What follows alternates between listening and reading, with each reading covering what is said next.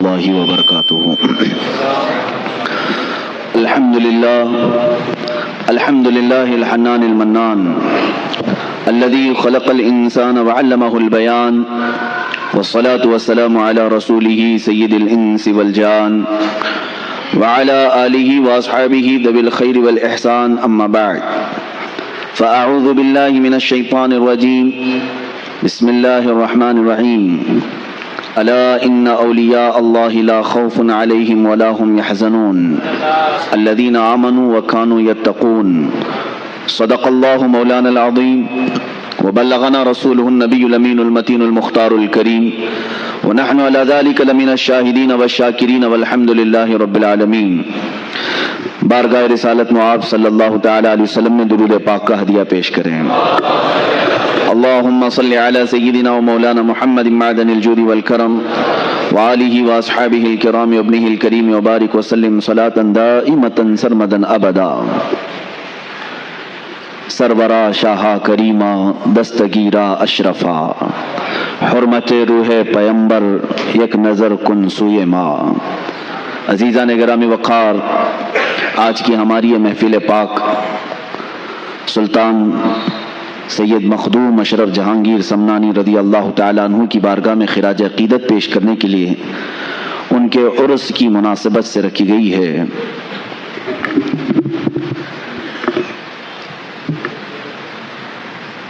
یقیناً ہندوستان کے اکابر اولیاء کاملین میں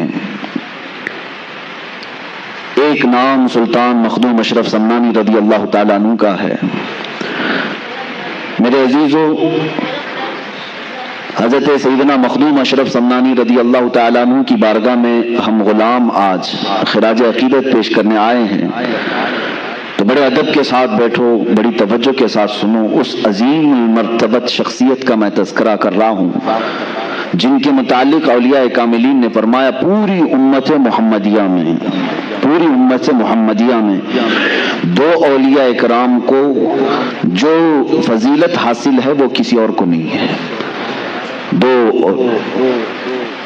کس معنی میں؟ دوسرے اولیاء کاملین بڑی بڑی خصوصیات کے حامل ہیں، لیکن تارک السلطنت ہونے میں دو اولیاء اکرام کا بڑا مقام ہے۔ ایک سیدنا ابراہیم بن ادھم رضی اللہ تعالیٰ عنہ، دوسرے حضرت مخدوم جہانگیر اشرف سمنانی رضی اللہ تعالیٰ عنہ۔ یہ دو وہ بزرگ ہیں جنہوں نے بادشاہت کی کرسی کو ترک کر کے فقر و فاقہ کو اختیار فرمایا۔ اس کو کہتے ہیں تارک السلطنت، سلطنت کو چھوڑ دینے والے۔ دنیا میں سب سے زیادہ دل پر غلبہ کرنے والی جو محبت ہے وہ کرسی کی محبت ہے، یہ اقتدار کی ہوس ہے۔ اسی لیے تصوف کے راستے پر چلنے والے ایک سالک کو سب سے پہلے صوفیہ اکرام اگر کسی بات کی تعلیم دیتے ہیں تو یہ فرماتے ہیں سب سے پہلے اپنے دل سے حب جاہ کو نکال دیں۔ حب جاہ کہتے ہیں کسی مقام کی خواہش رکھنا، کسی عہدے کی، کسی منصب کی خواہش رکھنا، یہ زہر بن جاتا ہے کبھی کبھار، اور اس عہدے کے لیے، منصب کے لیے، اس جاہ کے لیے بندہ کبھی کبھار اپنے اولاد کی قربانی دیتا ہے، کبھی کبھار اپنے دین اسلام کی بھی قربانی دیتا ہے، خداوند قدیر و جبار کو بھی چھوڑ دیتا ہے۔ یہ وہ حب جاہ ہے جو ایک مومن کے لیے زہر ہلاہل ہے، یہ قاتل ہے، اور اس کو ترک کرنا بھی آسان کام نہیں ہے۔ میں آج اس عظیم السلطنت، عظیم السلطان مخدوم جہانگیر اشرف سمنانی رضی اللہ تعالیٰ عنہ کے قدموں سے وابستہ ہو کر عرض کروں گا 708 ہجری یعنی 8ویں صدی ہجری چل رہی تھی، ابھی یہ 15ویں صدی ہے، 8ویں صدی ہجری میں سمنان ایک علاقہ ہے ایران کا۔ ایران پہلے خراسان کہلاتا تھا۔ خراسان میں افغانستان کا کچھ حصہ، اب کے موجودہ رشیا کا بھی کچھ حصہ، رشیا نہیں اب وہ ٹکڑے ہو چکے ہیں سوویت یونین کے، اور ایران کا کچھ حصہ ملا کر خراسان کہلاتا تھا۔ خراسان کی حکومت کا جو دارالسلطنت ہوا کرتا تھا وہ سمنان ہے، کیپٹل سٹی، اور سمنان کی جو حکومت تھی اس کا خاصہ یہ تھا، اس کی اسپیشلٹی یہ تھی کہ یہ حکومت ہمیشہ سادات کی بارگاہ میں ہوا کرتی تھی، آل رسول اس تخت پر بیٹھتے تھے۔ سمنان کی حکومت کو سنبھالنے والے سادات ہوا کرتے تھے، بادشاہ بھی سادات میں سے ہی تھے۔ حضرت سیدنا ابراہیم نور بخشی رضی اللہ تعالیٰ عنہ جو مخدوم اشرف سمنانی رضی اللہ تعالیٰ عنہ کے والد ہیں، یہ سلطنت پر بیٹھے ہوئے کافی عرصہ گزار چکے تھے۔ ان کے گھر میں 3 بچیاں تھیں، 3 لڑکیاں تھیں، لیکن فرزند نہیں تھا، کوئی نرینہ ولد بیٹا نہیں تھا۔ تو کبھی کبھار مایوس رہتے تھے کہ کیا یہاں سے یہ سلطنت کا نظام جو سادات کے گھر میں چل رہا ہے ختم ہو جائے گا۔ آپ کی جو زوجہ محترمہ تھیں حضرت خدیجہ رضی اللہ تعالیٰ عنہ، وہ ایک ایسی پرہیزگار خاتون تھیں کہ ان کی زندگی میں تہجد قضا نہیں ہوئی۔ حضرت ابراہیم کی زوجہ حضرت خدیجہ، ان کو رابعہ ثانیہ کہا جاتا تھا، اپنے زمانے کی یہ دوسری رابعہ ہے۔ یہ بھی ملول رہتی تھی، غمگین رہتی تھی۔ 3 لڑکیاں ہونے کے بعد تقریباً 8 سال کا عرصہ گزر چکا تھا۔ رات کو تہجد کے وقت اٹھیں اور بارگاہ صمد میں، رب ذوالجلال کی بارگاہ میں روتے روتے پھوٹ کر رونے لگ گئی۔ دعا کرتے کرتے رو پڑی اس طرح سے کہ اے رب ذوالجلال، تیرے دربار میں آج ہاتھ پھیلائی ہوں، میرے گھر کوئی اب وارث نہیں۔ اور یہ پڑھنے لگی رب لا تذرنی فردا وانت خیر الوارثین، ایک نبی کی دعا ہے۔ اور پھر اپنے آپ پر یہ ملامت کے طور پر کہنے لگی کہ تو بھی کیسی خاتون ہے کہ رب تبارک و تعالیٰ کی منشا اور اس کی مرضی میں خلل کیسے ڈال سکتی ہے، اس سے وہ چیز کیوں سوال کرے جو تیرے حق میں نہ ہو، اگر میری قسمت میں نہ ہو تو اسے جھنجھوڑنا کیوں۔ اخیر میں یہ کہتے ہوئے سو گئی کہ اے مولا، تیری منشا اور تیری رضا پر میں مکمل راضی۔ رات کو سوئی تو خواب میں انہی کے سلسلے کے ایک بزرگ نے، احمد یسوعی رضی اللہ تعالیٰ عنہ، تشریف لائے اور کہا اے میری بیٹی گھبراتی کیوں؟ اللہ تبارک و تعالیٰ نے مجھے بھیجا ہے تجھے بشارت دینے کے لیے کہ تیری گود میں عنقریب ایک مہتاب ولایت چمکے گا، ولایت کا چاند چمکے گا، اور ایک نہیں اللہ تجھے 2 عطا فرمائے گا۔ وہ صبح اٹھی تو اپنے شوہر کو خواب بیان کرنے لگی، میں نے ایک بزرگ کو خواب میں دیکھا، سلسلے کے بزرگ تھے، انہوں نے اس طرح کی بشارت دی۔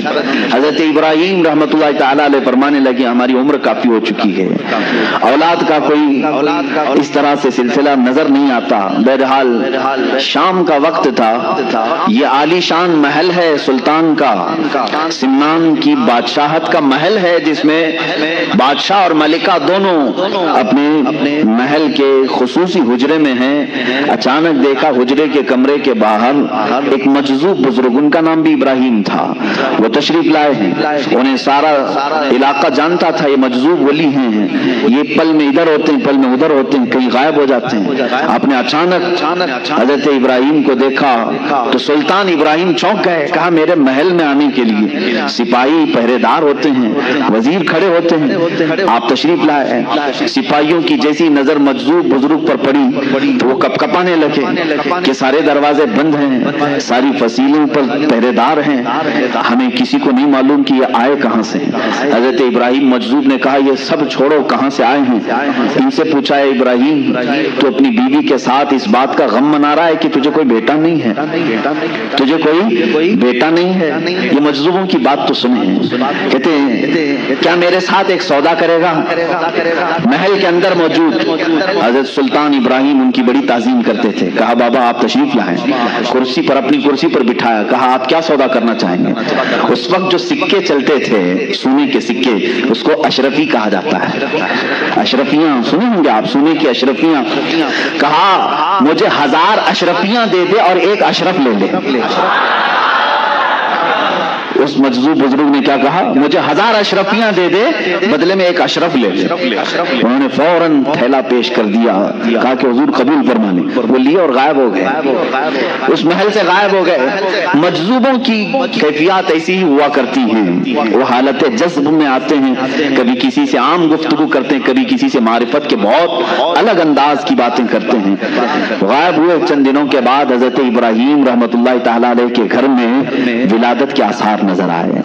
उनकी अहलिया मोहतरमा हमला हुई और उसके बाद जो बशारतों का सिलसिला हुआ, सुनिए, जब इनके घर में 7 महीने का हमल या 6 महीने का हमल था, यही इब्राहीम मजजूब रहमतुल्लाह तआला अलैह पूरे सिमनान में गली में ढिंडोरा पीटते हुए ऐलान करते थे, बाखबर होशियार मुलाहजा हो, बाखबर होशियार मुलाहजा हो। सारे लोगों को रात में ये जगाते थे इस तरह से ढिंडोरची बन करके, सारे लोग कान लगा करके सुनते थे कि बाबा किस चीज का ऐलान कर रहे हैं। जब इस तरह के ऐलानात होते तो बादशाह की तरफ से होते थे। इब्राहीम मजजूब रहमतुल्लाह तआला अलैह ढिंडोरा पीट कर ऐलान करने लगे, सारे अपनी अपनी मसनदों से उतर जाएं, इसलिए कि इमाम के आने का वक्त हो चुका है। सारे अपने अपने कुर्सियों से उतर जाएं कि अल्लाह रब्बुल इज्जत की तरफ से महताबे विलायत के आने का वक्त है। 3 महीने पहले वो इस तरह का ऐलान करते रहे। 3 महीने के बाद लोगों ने देखा हजरत सैयद इब्राहीम रहमतुल्लाह तआला अलैह के घर बेटे की विलादत हुई और ख्वाब में जो उनके बुजुर्गों ने बशारत दी थी, उस बशारत के एतबार से आपका नाम अशरफ रखा गया। यही मखदूम अशरफ सम्मानी रज़ियल्लाहु तआला अन्हु की विलादत पाक का मैंने तज़किरा किया है। बड़ी बशारतों के साथ आप दुनिया में तशरीफ लाए हैं। आपका नाम अशरफ था, सिर्फ अशरफ। और उस जगह इन्होंने आंखें खोली हैं जहां माँ को हमेशा तिलावत कुरान करते देखा, बाप को मेहराब इबादत में देखा। जब आप 4 साल के करीब के हुए, आपको हजरत इमादुद्दीन तबरेज़ी रहमतुल्लाह तआला अलैह बड़े वक्त के आलिम दीन थे, उनकी बारगाह में तालीम के लिए रखा गया। वह तालीख मुकर्रर हुए बादशाह के साहबजादे की तालीम के लिए। 4 साल 4 महीने 4 दिन में ये कुरान पाक जो शुरू करते हैं, 1 साल में मुकम्मल हाफिज कुरान बन चुके थे। 5.5 साल की उम्र हो रही थी जब हजरत मखदूम अशरफ सम्मानी रज़ियल्लाहु तआला अन्हु हाफिज कुरान हो चुके थे। 7 साल की उम्र थी उस वक्त। पूरी दुनिया में जो मशहूर किरातें हैं, 7 किरातों से कुरान पढ़ा जाता है, जिसको किराते सबा कहते हैं। आम लोग अब वो समझ भी नहीं पाएंगे कि किराते सबा है क्या चीज, इसलिए कि ये इल्म उठता जा रहा है। 7 किरातों के जानने वाले अब उलमा भी कम हो गए हैं। यानी कुरान 7 तरीकों पर नाजिल हुआ है। 7 कुर्रा इमाम हैं कुरान के और उनके रावी हैं पूरी दुनिया में। हम जो किरात आज पढ़ रहे हैं हिंदुस्तान में, ये किरात इमाम आसिम कूफी रज़ियल्लाहु तआला अन्हु की है। हमारे इमाम किरात में कौन है? इमाम आसिम कूफी हैं।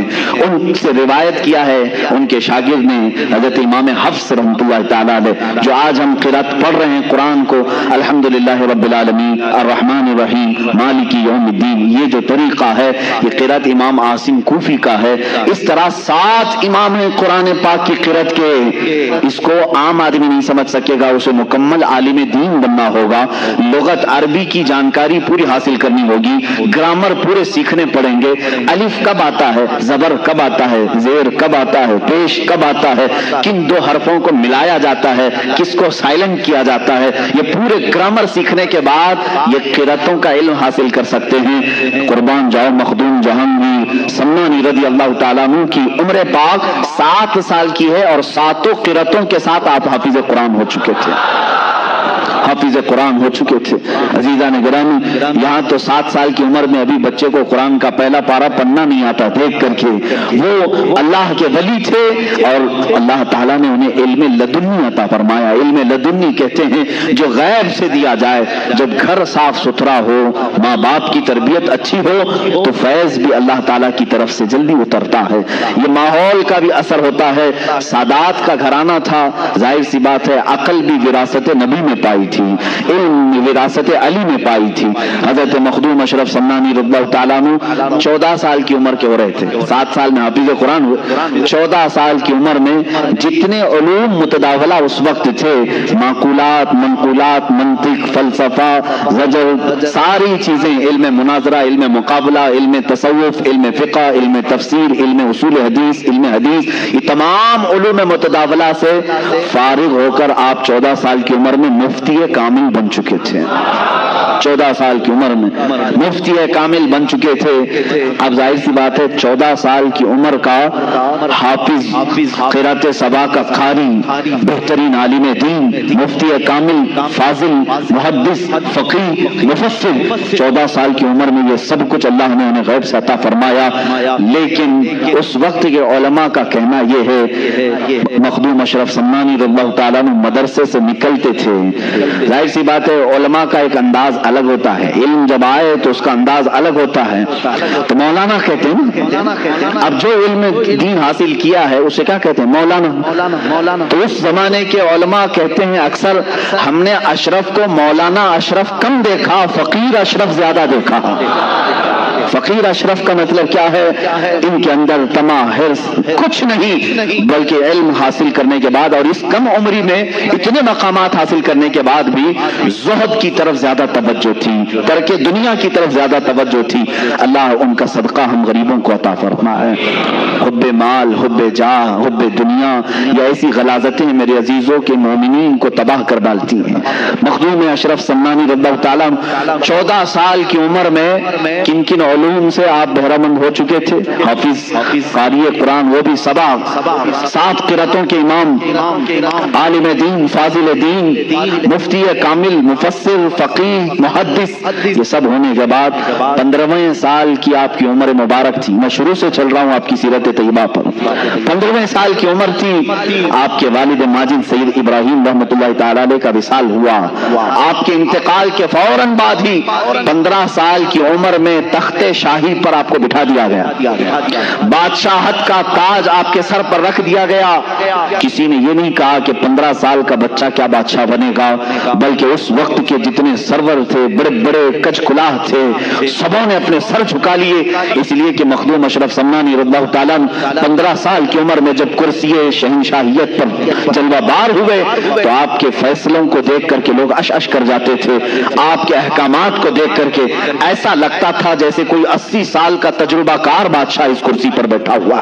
15 سال کی عمر میں بادشاہت آپ کے کندھوں پر آ چکی تھی، لیکن اس بادشاہت کو آپ نے سرے سے انکار ہی نہیں کیا، ختم ہی نہیں کیا، بلکہ اس کو سنبھالا۔ کتنے سال؟ 10 سال تک اس عدل کی کرسی پر آپ قائم رہے اور پورے سمنان کو عدل و انصاف سے بھر دیا۔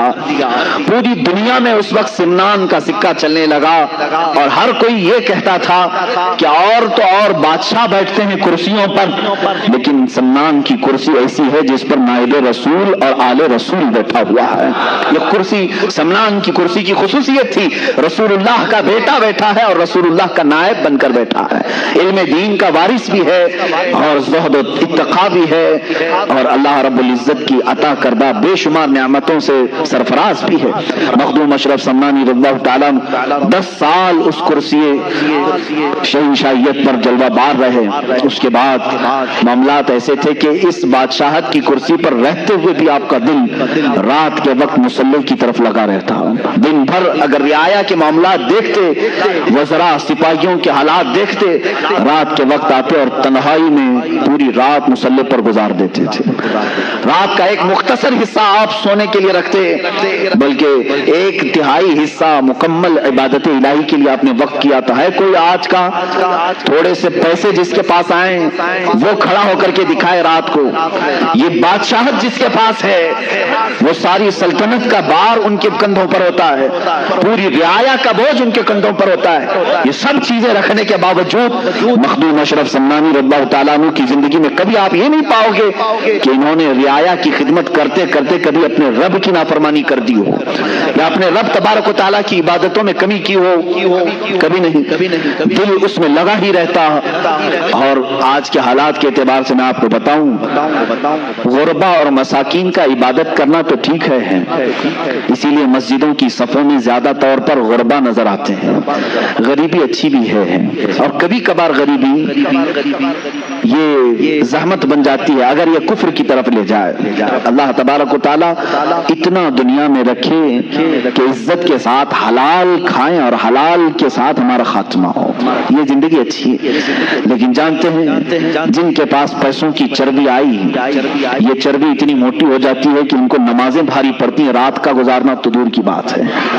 آؤ میں ایک طرف اس بادشاہ اعظم کا ذکر کروں جو سمنان کی کرسی پر فائز ہے, اور ایک طرف وہ جس کو دنیا کی ایک چھوٹی سی کرسی دی گئی. جیسے ہی اس کو نیتا کی کرسی ملی, سب سے پہلا کام جو ہوگا وہ یہ ہوگا کہ اپنے پیسوں کا انبار ان لٹیروں پر خرچہ کرے, شراب کے لیے, جوئے کے لیے, اور اڈے سجائے جائیں رات بھر. آج تقریباً نیتاؤں کے حالات اس طرح کے ہیں, میں سب کی بات نہیں کرتا, اکثر و بیشتر اپنا پرائیویٹ ایک ہاؤس بناتے ہیں فارم ہاؤس کے نام پر, یا پھر کہیں کلب ہوگا جہاں پر یہ رات بھر اپنے پیسوں کا اسراف کرتے رہیں گے. کرسی اسی لیے انہوں نے حاصل کی کہ راتوں کو عیاشی کی جائے, اور سمنان کی کرسی اس لیے حاصل کی گئی تھی کہ مصلی پر دل کی لذتیں حاصل کی جائیں, اپنے رب کی بارگاہ میں لذتیں حاصل کی جائیں. میرے عزیزوں, دنیا جس کے پاس آئی ان میں سے بہت کم ایسے لوگ ہیں جو امتحان میں کامیاب ہو جاتے ہیں, ورنہ اکثر کو اس دنیا نے, اس دولت نے رب تبارک و تعالیٰ سے دور کر دیا ہے. ہم نے تاریخ میں یہ بات بھی پڑھی, بارگاہ رسول کریم صلی اللہ تعالیٰ علیہ وسلم میں ایک شخص حاضر ہوا, اس نے کہا غریبی اتنی ہے کہ پہننے کو کپڑے نہیں ہوتے. حضور نے فرمایا صبر کر, تیرے لیے اس میں اچھائی ہے. بار بار اس نے دعا کی, درخواست کی. اللہ کے حبیب صلی اللہ علیہ وسلم نے ایک بکری دی اور کہا جائے اس میں اللہ تجھے برکت دے. اس بکری میں اتنی برکت ہوئی کہ بچے بکری کے بڑھتے گئے. اس شخص کو مدینہ چھوڑنا پڑا, بکریوں کا ریوڑ رکھنے کے لیے مدینے کے باہر ایک میدان میں رہنا پڑا, اور وہاں رہتے رہتے اتنی بکریوں کی فوج اس نے جمع کی. حضور اکرم صلی اللہ تعالی علیہ وسلم نے سال میں زکوٰۃ طلب کرنے کے لیے اپنے عاملین کو بھیجا, کہا اللہ رب العزت کا حکم ہے جس کے پاس 100 بکریاں ہو اس میں سے 5 بکریاں زکوٰۃ میں نکالی جائیں. جب اس شخص کے پاس آئے عاملین زکوٰۃ تو حساب لگایا گیا تو کئی 100 بکریاں صرف زکوٰۃ میں جا رہی تھی. اس نے منع کر دیا کہ میں اتنی بکریاں زکوٰۃ میں نہیں دے سکتا. یہ وہی شخص ہے جو اپنی کمزوری اور غربت کی درخواست لے کر کے, شکایت لے کر کے بارگاہ رسول میں حاضر ہوا. اس کے بعد صدیق اکبر رضی اللہ تعالیٰ عنہ کے زمانے میں بھی اس شخص نے زکوٰۃ نہیں دی, یہاں تک کہ روایات میں یہ ملتا ہے حضرت عمر فاروق رضی اللہ تعالیٰ عنہ کے زمانے میں ایک طوفان ایسا آیا کہ اس کی ساری بکریاں مر گئیں, پورا کا پورا ختم ہو گیا, اور یہ جیسا تھا ویسے ہی ہوا, اور نفاق کفر کی حالت میں اس کی موت ہو گئی. میرے عزیزو, کبھی کبھار مال اللہ اور اس کے رسول سے دور لے جاتا ہے, اسی لیے قرآن نے کہا انما اموالکم واولادکم فتنہ, تمہاری اولاد اور تمہارا مال تمہارے لیے آزمائش ہے. اللہ تمہیں یہ دے کر آزماتا ہے کہ جب میں تجھے مال دے دوں تو میری بارگاہ کے ساتھ لگا رہتا ہے, یا پھر چھوڑ کر کے دنیا کا تو طلبگار ہو جاتا ہے. عزیزان گرامی, سیدنا عمر فاروق رضی اللہ تعالیٰ عنہ کے گھر میں جب کبھی تحفے آتے, دولت آتی تو رونے لگ جاتے. آج دولت کی کس کو ضرورت نہیں ہے, ہم کو بھی ہے, آپ کو بھی ہے. ہم کماتے ہیں گھر چلانے کے لیے. امیر المومنین عمر فاروق رضی اللہ تعالیٰ عنہ کے گھر جب کچھ بڑا تحفہ آتا یا دولت آتی تو رونے لگ جاتے. پوچھتے کہ کیوں؟ فرماتے ہیں دولت جب بھی آتی ہے تو ساتھ میں اللہ کا امتحان بھی آتا ہے. مولا مجھے آزمانا چاہ رہا ہے, کہیں میں اس کے جمع خرچ کے حساب کتاب میں اللہ کی عبادت کو نہ بھول جاؤں. ہم نے دیکھا ہے حساب کرتے کرتے تو رات گزر گئی, 2 رکعت پڑھنے کی توفیق نہیں مل سکی. مخدوم اشرف سمنانی رضی اللہ تعالیٰ ان دولت مندوں میں سے نہیں تھے, ان سرمایہ داروں میں سے نہیں تھے جن کو اپنی دولت کی جمع اور خرچ کو حساب کرتے کرتے راتیں گزر جاتی ہوں, بلکہ یہ رعایا کے بھی معاملات دیکھتے اور رات کو اپنے رب کے حضور بھی حاضر ہوتے تھے. ظاہر سی بات ہے یہ سلسلہ زیادہ دن تک چلتا نہیں. 2 چیزیں ایک ساتھ چلانا بہت مشکل امر ہے. حضرت خضر علیہ السلام سے آپ کی ملاقات ملاقات ہوئی، سیدنا خضر علیہ السلام سے ایک دن ملاقات ہوئی، انہوں نے آپ کو ویسی اشغال کی اجازت دی، ویسی ایک سلسلہ ہے حضرت خواجہ اویس قرنی رضی اللہ تعالیٰ عنہ کے معمولات اور ان کے وظائف اس سلسلے میں دیے جاتے ہیں، اجازت بھی آج بھی اس کی دی جاتی ہیں۔ ویسی اشغال کی اجازتیں دیں اور کہا ایک اسم اعظم کا ذکر کرنا لیکن زبان نہ ہلانا۔ حضرت خضر علیہ السلام نے اس کی مشق کرائی، کس کو؟ مخدوم اشرف سمنانی رضی اللہ تعالیٰ عنہ۔ وہ ذکر اس طرح کا ہوتا کہ زبان نہیں ہلتی لیکن دل سے اسے کہا جانے لگتا اس میں اللہ ہے یا اس میں اعظم جو بھی انہیں تعلیم دی گئی۔ ایک وقت ایسا آیا کہ اس کی مشق کے بعد آپ جہاں بیٹھتے مخدوم اشرف سمنانی رضی اللہ تعالیٰ عنہ، آپ کی زبان بند ہوتی، دل سے وہ ذکر کی آواز آنے لگتی تھی، جو لوگ قریب ہوتے وہ سنتے تھے۔ یہ پاس انفاس اس کو کہتے ہیں، سانسوں کو روک لینا، یہ بھی اس میں تعلیم دی جاتی۔ چند دنوں کے بعد جب ذکر کی لذت کسی کو ملنے لگ جاتی ہے تو پھر دنیاوی تمام تر ثمرات میں اس کا کوئی دل نہیں لگتا۔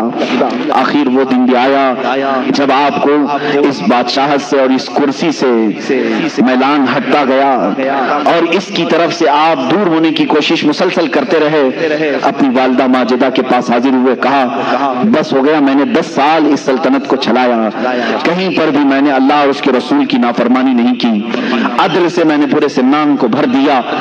اب میں چاہتا ہوں کہ میری بقیہ زندگی اللہ کے حضور میں فقر کے ساتھ گزاروں، فقر کے ساتھ گزاروں، زہد کے ساتھ گزاروں۔ ماں نے اجازت دی۔ حضرت مخدوم اشرف سمنانی رضی اللہ تعالیٰ عنہ جیسی ماں سے گفتگو کرتے، دوسرے ہی دن رعایا کو طلب کیا، سارے سپاہیوں وزیروں کو، اور سلطنت کا یہ پورا مجمع جب جمع ہوا تو آپ نے علل اعلان اپنا تاج نکال کر اپنے چھوٹے بھائی حضرت سید محمد عارف رحمت اللہ تعالی علیہ کو پہنایا اور کہا میرے بعد اس تخت کے جانشین یہ ہیں۔ ان کے چھوٹے بھائی تھے، آپ کا نام اشرف تھا، ان کا نام عارف تھا۔ حضرت سلطان سید محمد عارف رحمت اللہ تعالی علیہ کو پہنایا اور اسی وقت رخت سفر باندھا کہ میں اب سفر کے لیے نکل چلتا ہوں۔ کہاں جائیں گے؟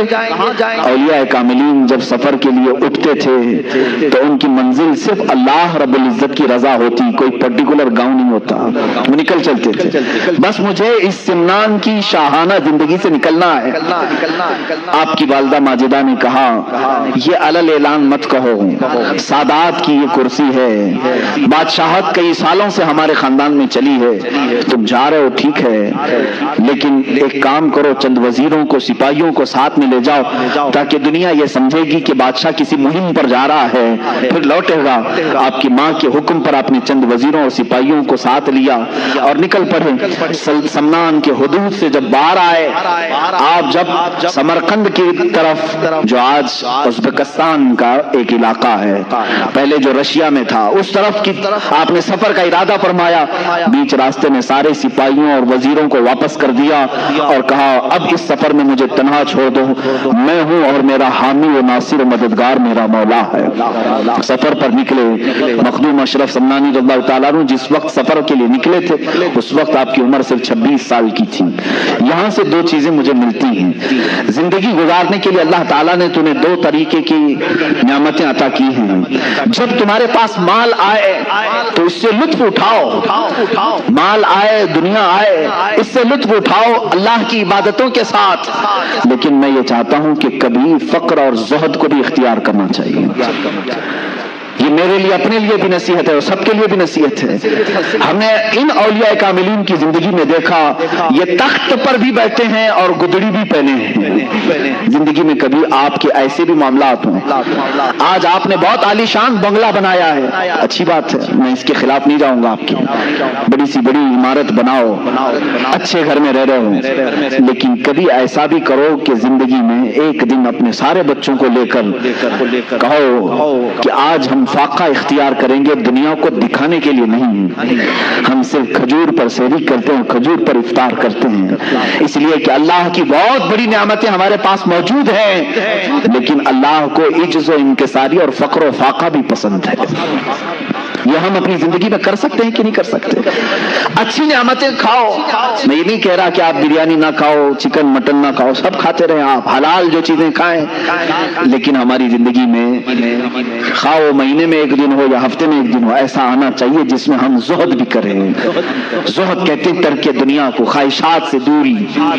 ایک دن میں نے اس سے قبل شاید 1 سال ہو گیا ہوگا، ممبئی میں ہمارے بچوں سے میں نے ایک گزارش کی تھی، اے میرے عزیزو، آج کی اس بھری پری دنیا میں تمہارے لیے اگر کوئی چیز زہد بن سکتی ہے، زہد کہتے ہیں ہر اس چیز کو چھوڑ دینا جو اللہ کی رضا میں خلل پیدا کرے، زہد اس کو کہتے ہیں۔ مال خلل پیدا کر رہا ہے، میں مال کو چھوڑ دیا، بیٹا خلل پیدا کر رہا، میں نے بیٹے کو دور کیا، بیوی خلل پیدا کر رہی، میں نے بیوی کو الگ کر رکھا ہے، طلاق نہیں، اس سے دوری اختیار کی اپنے رب کی عبادت کے لیے، اس کو کہتے ہیں زہد، یہ زہد ہے۔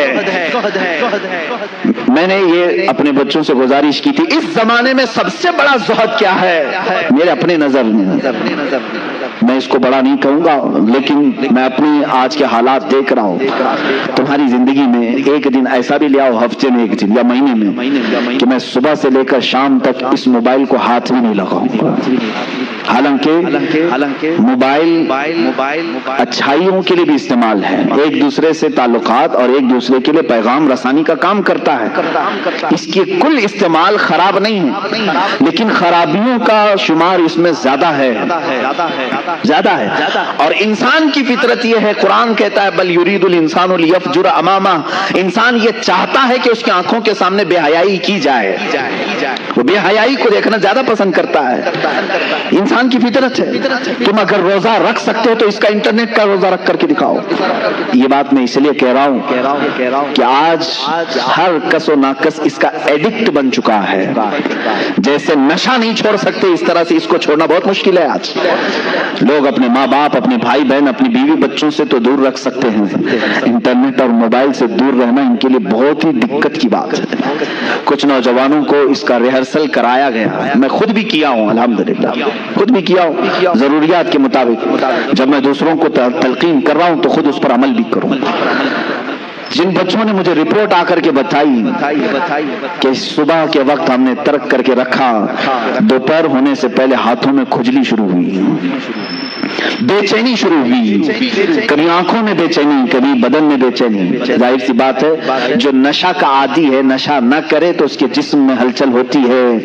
اسی طرح میرے عزیزو، خواہے نہ خواہے، چاہے نہ چاہے، ہم کسی چیز کے آج غلام بنے ہوئے ہیں۔ اگر تم زہد کر سکتے ہو تو کر کے دکھاؤ۔ آج کے زمانے میں مخدوم اشرف سمنانی رضی اللہ تعالیٰ عنہ اپنی زندگی میں ایسی کسی چھوٹی چیز کو انہوں نے نہیں چھوڑا تھا، وہ اتنی بڑی کرسی تھی جس کو بادشاہت کی کرسی کہتے ہیں، جس کو حاصل کرنے کے لیے پتہ نہیں کتنے قتل و قتال ہوتے ہیں، کتنوں کی جانیں بہائی جاتی، کتنوں سے جھوٹے وعدے کیے جاتے ہیں، کتنوں کے اوپر تلواریں کھینچی جاتی۔ اس کرسی کو حاصل کرنے کے لیے انسان کیا نہیں کرتا ہے، سب کرنے کے بعد کرسیوں پر چھپک کر بیٹھتے ہیں، چھوڑتے نہیں۔ مخدوم سمنا رحمت اللہ تعالی علیہ نے نہ اس کو حاصل کرنے کے لیے کوئی محنت کی تھی، بلکہ ان کے والد گرامی سے یہ وراثت میں آئی تھی، اور چھوڑنے کے لیے انہوں نے کوئی پس و پیش بھی نہیں کیا تھا کہ شرط رکھ کر کے دیا ہو کہ اتنا مجھے دے دے تو میں یہ کرسی چھوڑ دوں گا، جیسے ایم ایل اے بکتے ہیں، اتنے پیسے دے دو تو میں تیری پارٹی میں آ جاؤں گا، ادھر کی رکنیت چھوڑ دوں گا، ممبرشپ ختم کر لوں گا۔ مخدوم سمنا رحمت اللہ تعالی علیہ صرف اور صرف اپنے رب کی رضا حاصل کرنے کے لیے اپنے بھائی کی تاج پوشی کی، اور ہمیشہ کے لیے سمنان چھوڑ کر آئے، دوبارہ کبھی سمنان واپس نہیں گئے، کبھی واپس نہیں گئے۔ آپ کی عمر تقریباً 100 سال کی ہوئی ہے۔ مخدوم اشرف سمنانی رضی اللہ تعالیٰ عنہ 708 ہجری میں پیدا ہوئے اور 808 ہجری میں وصال ہوا ہے، اور بعض روایات میں 96 برس کی ہیں، لیکن تقریباً 100 سال کی عمر، 25 سال کی عمر میں اپنا عزیز وطن، پیدائشی وطن، اپنے ماں باپ کا وطن چھوڑا ہوا یہ مرد قلندر باقی 75 سال کی عمر میں کبھی بھی اس طرف کا رخ نہیں کیا۔ کیوں؟ فرماتے ہیں ایک بار جس چیز کی لذت نکل گئی اسے دیکھنا بھی ہمارے لیے جائز ہے، دیکھنا بھی اس کے لیے وہ ممنوع سمجھتے تھے۔ عزیزان گرامی وقار، مخدوم اشرف سمنانی رضی اللہ تعالیٰ جب نکلے تو اس کرسی کو ختم کر کے جو نکلے، چھوڑ کر کے نکلے، کہ تارک السلطنت کہتے ہیں۔ پورے رسول کریم صلی اللہ علیہ وسلم کی امت میں صرف 2 ولی ایسے گزرے ہیں جنہوں نے بادشاہت کو چھوڑا ہے، ایک حضرت ابراہیم بن ادھم، دوسرے مخدوم اشرف جہانگیر سمنانی رضی اللہ عنہ۔ وہ بلخ کی بادشاہت چھوڑ کر نکلے تھے اور یہ سمنان کی بادشاہت چھوڑ کر۔ دونوں کے حال ایسی ہی ہیں۔ حضرت ابراہیم بن ادھم نکلے اور گدڑی پہن کر کے دریا کے کنارے بیٹھے رہتے تھے۔ ایک وقت تھا جو کرسی پر بیٹھتے اور ایک وقت ایسا کہ پتھریلی زمین پر دریا کے کنارے بیٹھے رہتے۔ مخدوم سمنا رحمۃ اللہ تعالی علیہ شاہی سواری پر سوار ہونے والے، لیکن جب سمرقند کا سفر کر رہے ہیں پیروں میں چپل تک نہیں تھے۔ یہ زہد آپ نے فرمایا، مجبوری نہ کہو اس کو، یہ مجبوری نہیں تھی، اپنے رب کی رضا کے لیے دنیا کا ترک تھا۔ جب آپ سمرقند کے راستے سے لاہور تشریف لائے تو لاہور میں حضرت سید جلال الدین بخاری رحمۃ اللہ تعالیٰ نے، جن کو مخدوم جہانیاں جہاں گشت کہا جاتا ہے، اوچھ شریف میں آپ تشریف لائے۔ حضرت مخدوم سید جلال الدین رحمۃ اللہ تعالیٰ علیہ نے آپ کا پرتپاک استقبال فرمایا، اپنی خانقاہ میں 3 دن تک ٹھہرایا۔ اس وقت کے وہ غوث تھے حضرت سید جلال الدین بخاری، اپنی خانقاہ میں 3 دن رکھا اور اس کے بعد کیا فرمایا کہ فرزند اشرف، تمہارا انتظار کسی اور بزرگ کے ہاں ہو رہا ہے، تم کسی اور کی امانت ہو۔ کون ہے وہ بزرگ؟ مخدوم علاء الدین پنڈوی رحمۃ اللہ تعالیٰ علیہ، جو بنگال کی مالدہ کی سرزمین پر آج بھی آرام فرما ہے۔ یہ اس زمانے کے قطب الاقطاب تھے، قطب الاشراف تھے۔ اس وقت حضرت مخدوم علاء الدین پنڈوی رحمۃ اللہ تعالیٰ علیہ حضرت مخدوم اشرف سمنانی کے انتظار میں وہاں بیٹھے ہوئے تھے۔ جلال الدین بخاری رحمۃ اللہ علیہ نے ان کو رخصت کیا کہ آپ جائیں بنگال کی سرزمین پر۔ وہاں سے پیدل چلتے ہوئے نکلے۔ لاہور کی سرزمین کہاں ہے، بنگال کہاں ہے، پیدل سفر کیا۔ بہار کے راستے سے ہو کر گزر رہے تھے۔ بہار میں ایک علاقہ منیر ہے، یہاں ایک بزرگ ہیں مخدوم شرف الدین یحییٰ منیری رحمۃ اللہ تعالیٰ علیہ۔ یہ بڑے پائے کے بزرگ ہیں۔ اعلیٰ حضرت رضی اللہ تعالیٰ عنہ نے ان کا تذکرہ فرمایا ہے۔ مخدوم شرف الدین یحییٰ منیری رحمۃ اللہ تعالیٰ علیہ کے نام پاک کا اثر ایسا ہے، آج بھی میرے خود اعمال میں موجود ہے کہ چیچک کسی کو ہو جائے، چیچک کی بیماری، حضرت شرف الدین یحییٰ منیری کا نام لے لو، وہ چیچک ختم ہو جاتی ہے۔ ان کے نام میں تاثیر ہے۔ وہ بڑے پائے کے بزرگ ہیں۔ انہوں نے اپنی زندگی میں جو وصیت فرمائی تھی، وہ وصیت کیا تھی سنیں۔ حضرت مخدوم اشرف سمنانی رحمۃ اللہ تعالیٰ علیہ کا گزر بہار کے اسی منیر علاقے سے ہو رہا تھا۔ وہاں دیکھا جنازہ رکھا ہوا ہے اور ہزاروں کی بھیڑ ہے، صفیں لگی ہیں، علماء ہیں، صلحاء ہیں، بڑے بڑے تاجور وہاں پر کھڑے ہیں، لیکن جنازہ پڑھانے کے لیے کسی کا انتظار ہو رہا ہے۔ اسی سفر پر مخدوم اشرف سمنانی رحمۃ اللہ تعالیٰ علیہ جنازے میں حاضر ہوئے۔ پوچھا کس کا ہے؟ کہا یہ مخدوم شرف الدین یحییٰ منیری کا ہے۔ کہا کہ جنازے میں میں بھی شریک ہوتا ہوں۔ ان سے پوچھا گیا کہ پھر پڑھایا کیوں نہیں جا رہا ہے؟ لوگوں نے کہا جو مخدوم شرف الدین یحییٰ منیری کے خلفاء تھے، مریدین تھے، علماء تھے، انہوں نے کہا ہمارے شیخ شرف الدین یحییٰ منیری رحمۃ اللہ تعالیٰ علیہ کی یہ وصیت تھی کہ میرا جنازہ تیار کر کے ایک کھلے میدان میں رکھنا، تم دیکھنا مغرب کی طرف سے رسول اللہ کا ایک شہزادہ آئے گا، آل رسول آئے گا، وہ کالی ایک چادر اپنے اوپر اوڑھا ہوگا اور وہ 7 قراتوں کا قاری ہوگا، حافظ ہوگا۔ اور یہ تک انہوں نے بتایا مخدوم شرف الدین یحییٰ منیری رحمۃ اللہ علیہ نے اپنے خلفاء سے، تم میں سے کوئی بھی جنازہ پڑھانے کی جرات نہ کرنا، میرا جنازہ وہ سید الاشراف پڑھائے گا جو اپنی ایک سلطنت کو چھوڑ کر آ رہا ہوگا، بادشاہ چھوڑ کر آ رہا ہوگا۔ مخدوم اشرف سمنانی سے جب لوگوں نے کہا، آپ نے فرمایا جس اشرف کا انہوں نے تذکرہ کیا ہے وہ میں ہی ہوں۔ سارے علماء و صلحاء نے آپ کے ہاتھ پر ہاتھ رکھا اور آپ کو آگے بڑھایا۔ حضرت مخدوم شرف الدین یحییٰ منیری رحمۃ اللہ تعالیٰ علیہ کا جنازہ آپ نے بشارت کے اعتبار سے خود پڑھایا، پھر وہاں سے آپ نے پھر سفر فرمایا۔ عزیزو، میں آج تفصیل ذکر کروں گا میرے مخدوم سمنا رحمۃ اللہ تعالیٰ علیہ کی۔ آپ حضرت مخدوم علاء الدین پنڈوی رحمۃ اللہ تعالیٰ علیہ کی ملاقات کے لیے بنگال مالدہ جا رہے ہیں۔ سفر بڑا کٹھن ہے، دریاؤں کا بھی سفر ہے، پہاڑوں کا سفر ہے، جنگلات کا سفر ہے، پیروں میں سوجن آ چکی تھی، لیکن سفر یہ تھکن کبھی نہیں لاتا تھا، تھکان سے چور نہیں ہوتے تھے، سفر ہی سفر ہے۔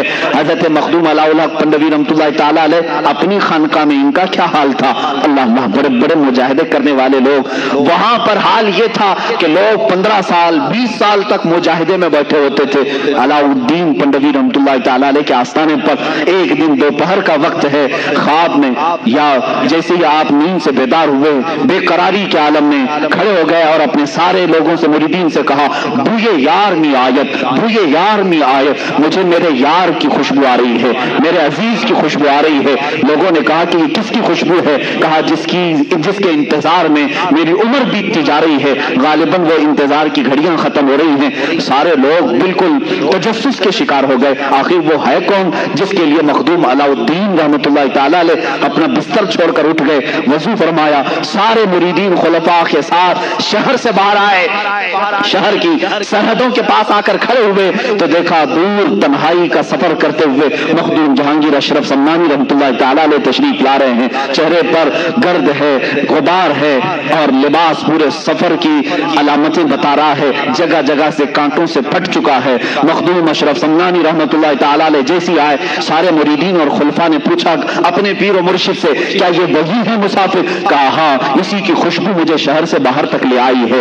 آپ خود باہر آگے بڑھ کر کے مخدوم سنہ رحمۃ اللہ تعالی علیہ کے چہرے مبارک کو اپنے سینے سے لگایا، ان کی پیشانی پر بوسہ دیا اور پالکی منگوائی، کہا کہ اس سید زادے کو پالکی پر بٹھاؤ۔ حضرت مخدوم اشرف سمنانی رحمۃ اللہ تعالی علیہ ادب کے لحاظ سے آپ نے بیٹھنے سے انکار کیا۔ اس کے بعد حضرت مخدوم علاء الحق پنڈوی رحمۃ اللہ تعالی علیہ خود پالکی پر بیٹھے اور اس شہزادہ اعظم کو اپنے ساتھ بٹھایا، خانقاہ لے آئے اور اس کے بعد اس دن جشن کا ماحول تھا۔ بھلا مجھے بتاؤ، کوئی پیر اپنے ایک مرید کا انتظار کر رہا ہو، کوئی شیخ اپنے ایک خلیفہ کا انتظار کر رہا ہو، حضرت مخدوم اشرف سمنانی رحمۃ اللہ تعالی علیہ خانقاہ میں آئے ہیں تو مریدین کی باتیں سنو، کیا کہتے ہیں؟ کہتے ہیں برسوں بعد ایسا لگ رہا تھا ٹھنڈی راتوں میں کوئی ایک سورج طلوع ہوا ہے، اس لیے کہ جشن کا سما تھا، ہر جگہ اجالا ہی اجالا تھا، دو چہرے اتنے چمکتے تھے، ایک علاء الحق پنڈوی کا، ایک مخدوم سنہ کا۔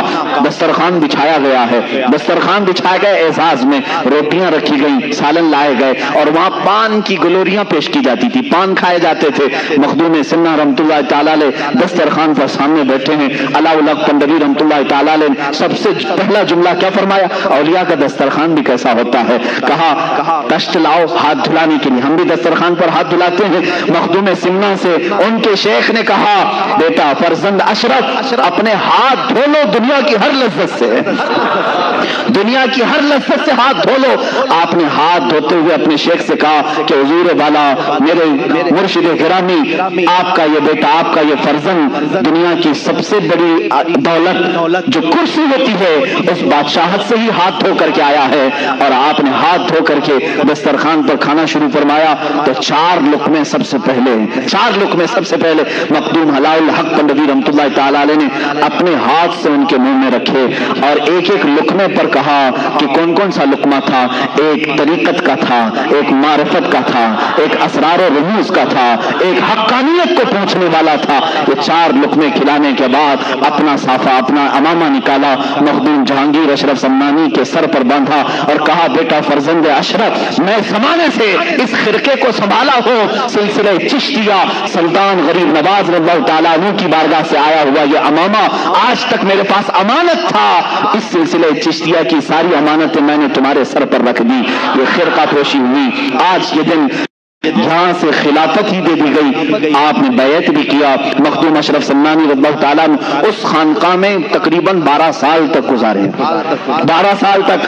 اس کے بعد اپنے پیر و مرشد سے اتنا لگاؤ تھا، ان کے بغیر وہ ایک پل بھی نہیں رہتے تھے۔ مخدوم اشرف سمنانی رضی اللہ تعالیٰ نے جب اپنی عمر کی 35ویں یا 37ویں سال کو پہنچے تو آپ کے پیر و مرشد نے کہا کہ اے فرزند اشرف، اب تمہارے اور ہماری جدائی کا وقت ہے، میں تمہیں اس امانت کو دے کر اس راستے پر بھیج رہا ہوں جو راستہ تمہارے انتظار میں ہے۔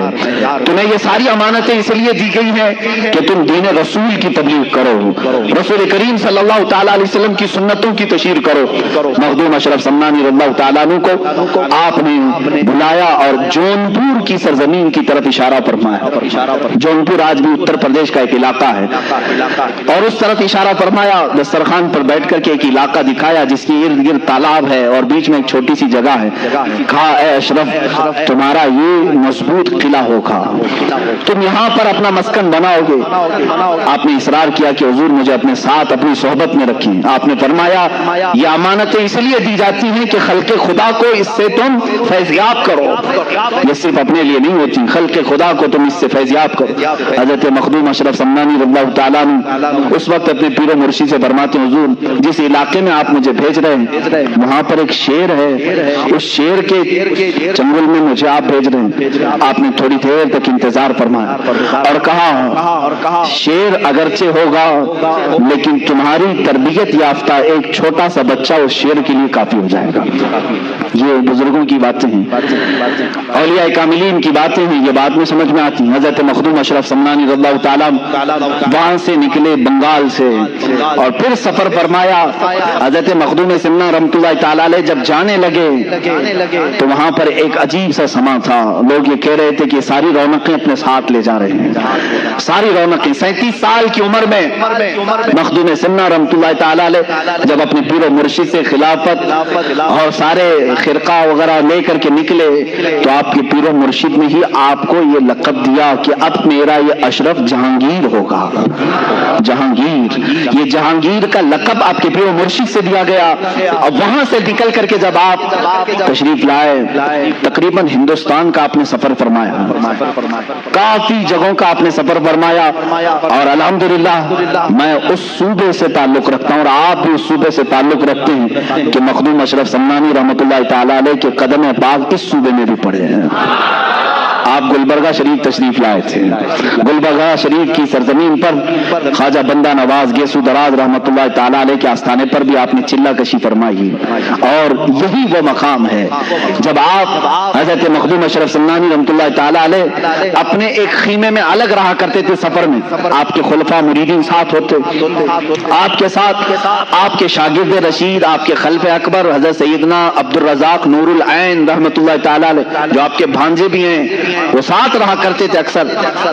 एक रात को देखा हजरत मखदूम सिमना रहमतुल्लाह ताला अलैह का खीमा इतना गर्म लग रहा था जैसे लगता हो कि रात के वक्त सूरज की सारी तपिश यहाँ है, किसी के दाखिल होने की जुर्रत नहीं हो रही थी। हजरत मखदूम सिमना रहमतुल्लाह ताला अलैह उस खीमे के अंदर मौजूद है। लोगों ने अंदर दाखिल होने की कोशिश की, फिर हजरत सैयदना अब्दुल रज़ाक नूरुल ऐन रहमतुल्लाह ताला अलैह इजाजत लेकर खीमे में आते, क्या देखा कि पेशानी पर बड़े बड़े पसीने के कतरात और पेशानी तेज चमक रही है और आप मुसल्ले पर बैठे हुए हैं। हजरत मखदूम सिमना रहमतुल्लाह ताला अलैह की जिंदगी में ऐसी कैफियत कभी किसी ने देखी नहीं थी। तो लोग हाजिर हो गए, आपने पूछा कि हुजूर तबीयत पर कुछ बार है, कुछ बोझ है? आपने फरमाया नहीं ए मेरे अजीज, आज मुझे मेरे रब की तरफ से एक बड़ा एहसास दिया गया है, एक बड़ा एहसास इनाम दिया गया है। कहा कि वो क्या चीज है? मखदूम अशरफ समनानी रहमतुल्लाह ताला अलैह फरमाते हैं हर जमाने में औलिया कामिलीन में एक गौस होता है, उसकी इजाजत से सारे लोगों को विलायत दी जाती है। जो भी वली बनता है वो गौस के तसर्रुफात से बनता है। अल्लाह ताला गौस को विलायत के सारे खजाने देता है, वो जिसे चाहे वली बनाए। हर जमाने में एक गौस होता है, इस जमाने के गौस का इंतकाल हो गया। मखदूम सिमना रहमतुल्लाह अलैह फरमाते हैं इस जमाने के गौस का इंतकाल हुआ, हजारों औलिया कामिलीन गौसियत के तलबगार थे बारगाह रब्बुल इज्जत में और अल्लाह ताला ने वो गौसियत का मकाम मुझे तफवीज फरमाया। आपको गौसियत का मकाम दिया गया, ये वो मकाम है मेरे अजीजों, औलिया कामिलीन में चंद ही बुजुर्गों को मिलता है। और आपको महबूब यज़दानी कहा जाने लगा। महबूब सुबहानी आपने सुना होगा, गौसे आजम को कहा जाता है। महबूब इलाही निजामुद्दीन औलिया को कहते हैं और इसी तरह महबूब यज़दानी हजरत मखदूम अशरफ समनानी को कहा जाता है। मैं आपको एक और बात बता दूं, ये इत्तेफाक से नहीं हुआ। खाने काबा के पास हजरत शेख मोहिउद्दीन इब्न अरबी रज़ियल्लाहु ताला अन्हु, जिनको शेख आजम कहते हैं, इब्न अरबी रहमतुल्लाह ताला अलैह, खाने काबा के तवाफ के पास मौजूद हैं। उन्होंने देखा कि एक शख्स ऐसा है طواف اتنی تیزی سے کر رہا ہے, چکر لگا رہا ہے, لوگوں کی بھیڑ بھاڑ, نہ وہ کسی کو دھکا دیتا ہے نہ کسی کو ٹچ کرتا ہے, لیکن آسانی سے نکلتا ہوا جا رہا ہے بہت تیزی سے. طواف میں ایسا نہیں ہو سکتا, ممکن نہیں, بغیر کسی کو ٹچ کیے کوئی طواف کر لے, بھیڑ بھاڑ. اور ایک شخص ایسا ہے کہ وہ بہت تیزی سے طواف کا سفر کر رہا ہے. حضرت شیخ محی الدین ابن عربی فرماتے مجھے ایسا لگ رہا تھا کہ اس کا جسم صرف دکھ رہا ہے اور خالی اس کی روح طواف کر رہی. جسم اگر ہے تو پھر ایک دوسرے سے ٹچ ہوگا, لوگ ہٹیں گے, دھکا مکی ہوگی, لیکن یہ بغیر کسی کو ہٹائے بھیڑ بھاڑ میں طواف بھی کر رہا ہے آسانی سے. جب طواف مکمل ہو گیا, شیخ ابن عربی رحمۃ اللہ تعالی علیہ اس شخص کے پاس حاضر ہوتے ہیں اور سلام کر کے پوچھتے ہیں کہ آپ کا نام کیا ہے, آپ کون ہیں؟ تو انہوں نے کہا میں ابو بکر سبتی ہوں. شیخ سیدنا ابو بکر سبتی تھے. شیخ محی الدین ابن عربی رحمۃ اللہ تعالی علیہ اسی وقت سمجھ گئے کہ کون ہے, ابو بکر سبتی اس وقت کے غوث تھے. کہا میں اس زمانے میں اس وقت کا غوث ہوں. کہا کہ حضور آپ کے بعد, کہا میرے بعد جلال الدین غوث ہوں گے, ان کے بعد مخدوم اشرف سمنانی غوث ہوں گے. یہ آپ کی غوثیت سے تقریباً 50 سال پہلے کی بات ہے یا 100 سال پہلے کی بات ہے, جب ہی آپ کے غوث ہونے کی بشارت دے دی گئی تھی, وہ بھی خانہ کعبہ کے طواف کے دوران. عزیزان گرامی, گلبرگہ شریف کی سرزمین پر آپ کو غوثیت کا تاج بھی رکھا گیا. اللہ تعالیٰ اس زمین سے ہماری وابستگی کو سدا قائم رکھے. سلطان مخدوم اشرف سمنانی رحمۃ اللہ تعالی علیہ جب گلبرگہ شریف سے نکل کر پھر اتر پردیش کی سرزمین پر تشریف لائے, جونپور اس کا نام تھا, جونپور کی ریاست کہلائی جاتی تھی. ریاست جونپور مشہور ہے, یعنی جیسے ابھی یو پی پورا اسٹیٹ ہے, اس وقت ایک اسٹیٹ کا نام تھا جونپور. یہ گاؤں نہیں, آج وہ گاؤں بن کر کے رہ گیا ہے, پہلے ایک اسٹیٹ کا نام تھا, اس میں ضلع آتے تھے. جونپور آپ تشریف لائے. دیکھیے میرے عزیزوں, بڑے سے بڑے اکابر اولیاء کاملین کے ساتھ آزمائشیں ہوئی ہیں. مخالفین, حاسدین, اعتراض کرنے والے ہر زمانے میں رہے اور آپ کے ساتھ بھی رہے, جبکہ آپ کے چہرے پر اتنے جلال ہوتے تھے. اولیاء کاملین میں جو جلالی بزرگ ہیں ان میں سے مخدوم سمنانی رحمۃ اللہ علیہ, کیونکہ آپ اوحد الدین کہلائے ہیں. آپ مجرد رہے, پوری زندگی آپ نے شادی نہیں فرمائی, اس قلب میں کسی دوسرے کی محبت کو شامل ہی نہیں کیا. مخدوم سمنا رحمۃ اللہ تعالی علیہ. اور اس طرح کے جو بزرگان دین ہیں وہ عموماً جلالی ہوا کرتے ہیں, جیسے حضرت مخدوم علاء الدین صابر کلیری رحمۃ اللہ تعالی, کافی جلالی بزرگ تھے. آپ کے متعلق مشہور ہے, حضرت نظام الدین اولیاء کے پاس آپ کی خلافت نامہ لکھا گیا تھا. رات کا وقت تھا, چراغ کی روشنی میں نظام الدین اولیاء رحمۃ اللہ تعالی علیہ نے صابر کلیری کو کہا کہ پڑھ کر کے سناؤ. آپ پڑھنے لگے, چراغ بجھ گیا, اندھیرا ہو گیا. حضرت صابر کلیری رحمۃ اللہ علیہ نے تھوڑا سا اس چراغ کی طرف گھور کر کے دیکھا, چراغ بھڑک اٹھا, جل اٹھا. نظام الدین اولیاء رحمۃ اللہ تعالی علیہ نے خلافت نامہ واپس لے لیا. کہا ابھی نہیں, اس طرح تمہاری آنکھوں سے نہ جانے کتنے جل جائیں گے, اور جلال کو کم کرنے کی ضرورت ہے. تو یہ جو جلالی بزرگان دین ہیں ان میں سے مخدوم سمنا رحمۃ اللہ تعالی علیہ. لیکن حد ہے حاسدین کی, اس پائے کے جلالی بزرگوں کا بھی پیچھا نہیں چھوڑتے. لوگ آج پریشان ہوتے ہیں حاسدین سے. اتنے بڑے بزرگ کے حاسدین کا میں اگر آپ کو بتاؤں کیا کیا نہیں کیا آپ کے ساتھ. مخدوم سمنا رحمۃ اللہ تعالی علیہ جس وقت جونپور تشریف لائے, وہاں ایک بزرگ تھے چراغ ہند, جن کو صدر الدین چراغ ہند رحمۃ اللہ تعالی, بڑے بزرگ ہیں. لیکن زمانے کا آپس کا معاملہ ہوتا ہے, میں بڑا تو بڑا کا معاملہ کبھی کبھار آ جاتا ہے, انسانی فطرت کا تقاضا ہے. وہ ان کا پرانا علاقہ تھا, ان کے مریدین تھے, اچانک مخدوم اشرف ان کے علاقے میں آئے. کچھ لوگوں کو تکلیف اسی بات کی ہوتی ہے, میرے کھیت میں دوسرا کیوں چرنے آیا. ہوتا ہے 40 سال سے ہم پورے شہر کو سنبھال رہے تھے, اچانک یہ بکرا کہاں سے آیا. اس طرح کا حسد بھی آ جاتا ہے, یہ انسانی فطرت کا تقاضا ہے. چراغ ہند رحمۃ اللہ تعالی علیہ وہ بزرگ بھی ہیں, میں ان کی بیعت بھی نہیں کر رہا ہوں, لیکن مخدوم سمنا ہے, والے رسول بھی. مخدوم جہانگیر اشرف سمنانی رحمۃ اللہ تعالی علیہ جس وقت جونپور تشریف آئے, لوگ جوک در جوک آپ کے مرید بن رہے تھے, کیونکہ چہرے میں وہ نیر تاباں تھا کہ لوگ دیکھتے تو گناہوں سے دور ہو جاتے, اپنے میل کچیل کو دھل دیتے, اور صرف ایک صحبت صحبت کافی ہوتی تھی کہ لوگ صرف مرید نہیں ولی کامل بنتے تھے۔ مخدوم سمنان کی صحبت بہتوں کو اعلیٰ مقام تک پہنچائی۔ اس زمانے میں ایک عالم دین تھے مولانا کبیر الدین۔ اس وقت مولانا کبیر الدین صاحب ایک خواب دیکھتے ہیں، خواب میں انہوں نے ایک بزرگ کا چہرہ دیکھا، سرخ بال ہیں، چہرہ پورا چمک رہا ہے، جب وہ مسکراتے ہیں تو رخساروں پر انار کی سرخی آتی ہے، اور اس بزرگ نے کہا کہ میں تیرا مرشد ہوں۔ مولانا کبیر الدین صاحب اس وقت تک مرید نہیں ہوئے تھے۔ صبح اٹھتے ہیں، پوچھتے علاقے میں سب سے بڑے بزرگ کون ہیں؟ لوگوں نے کہا حضرت صدر الدین چراغ ہند رحمۃ اللہ علیہ، سب سے بڑے بزرگ۔ مولانا کبیر الدین ان کی تلاش میں گئے، چراغ ہند کی بارگاہ میں گئے تو واقعی وہ بڑے کمال کے بزرگ تھے، لوگوں کا جمگٹا تھا، تبلیغ تربیت سب ہو رہی تھی، لیکن خواب میں جو دیکھے تھے وہ نہیں تھے۔ مولانا کبیر الدین نے کہا میں نے خواب میں جو بزرگ کو دیکھا وہ یہ نہیں ہے، تو وہ وہاں سے اٹھ کر کے چلے آئے، کہا کہ میں یہ بزرگ کو خواب میں نہیں دیکھا۔ چراغ ہند رحمۃ اللہ علیہ نے پوچھا یہ مولوی کیوں آیا تھا؟ کہا کہ حضور بیعت کرنے کے لیے آیا تھا۔ کہا پھر کیوں نہیں ہوا؟ کہا پتہ نہیں، اس نے کچھ اور چہرہ دیکھا ہے۔ تو چراغ ہند ناراض ہوئے، پوچھا کہ دیکھو یہ جاتا کہاں ہے؟ مولوی صاحب کہاں آئے؟ مولانا کبیر الدین سیدھے مخدوم اشرف کے پاس آئے۔ اس وقت آپ ایک مسجد میں جلوہ بار تھے چند مریدین کے ساتھ، جیسی مسجد میں مولانا کبیر الدین آئے پہلی نظر میں پہچان لیا خواب میں آنے والے یہی بزرگ تھے۔ خواب میں تشریف لائے، مخدوم سمنان کے پاس اپنا سب کچھ نچھاور کر دیا اور سلسلہ اشرفیہ میں داخل ہوئے، مخدوم سمنان کے ہاتھ پر بیعت کیا، اور اسی بیعت کے تھوڑی دیر کے بعد چرچا ہو گیا مولانا کبیر الدین چراغ ہند سے مرید ہونے گئے تھے، لیکن ان کی محفل سے اٹھ کر کے آئے مخدوم سمنان کے مرید ہو گئے۔ چراغ ہند پرانے بزرگ ہیں، مخدوم سمنان نئے بزرگ ہیں، ابھی ابھی آئے ہوئے ہیں۔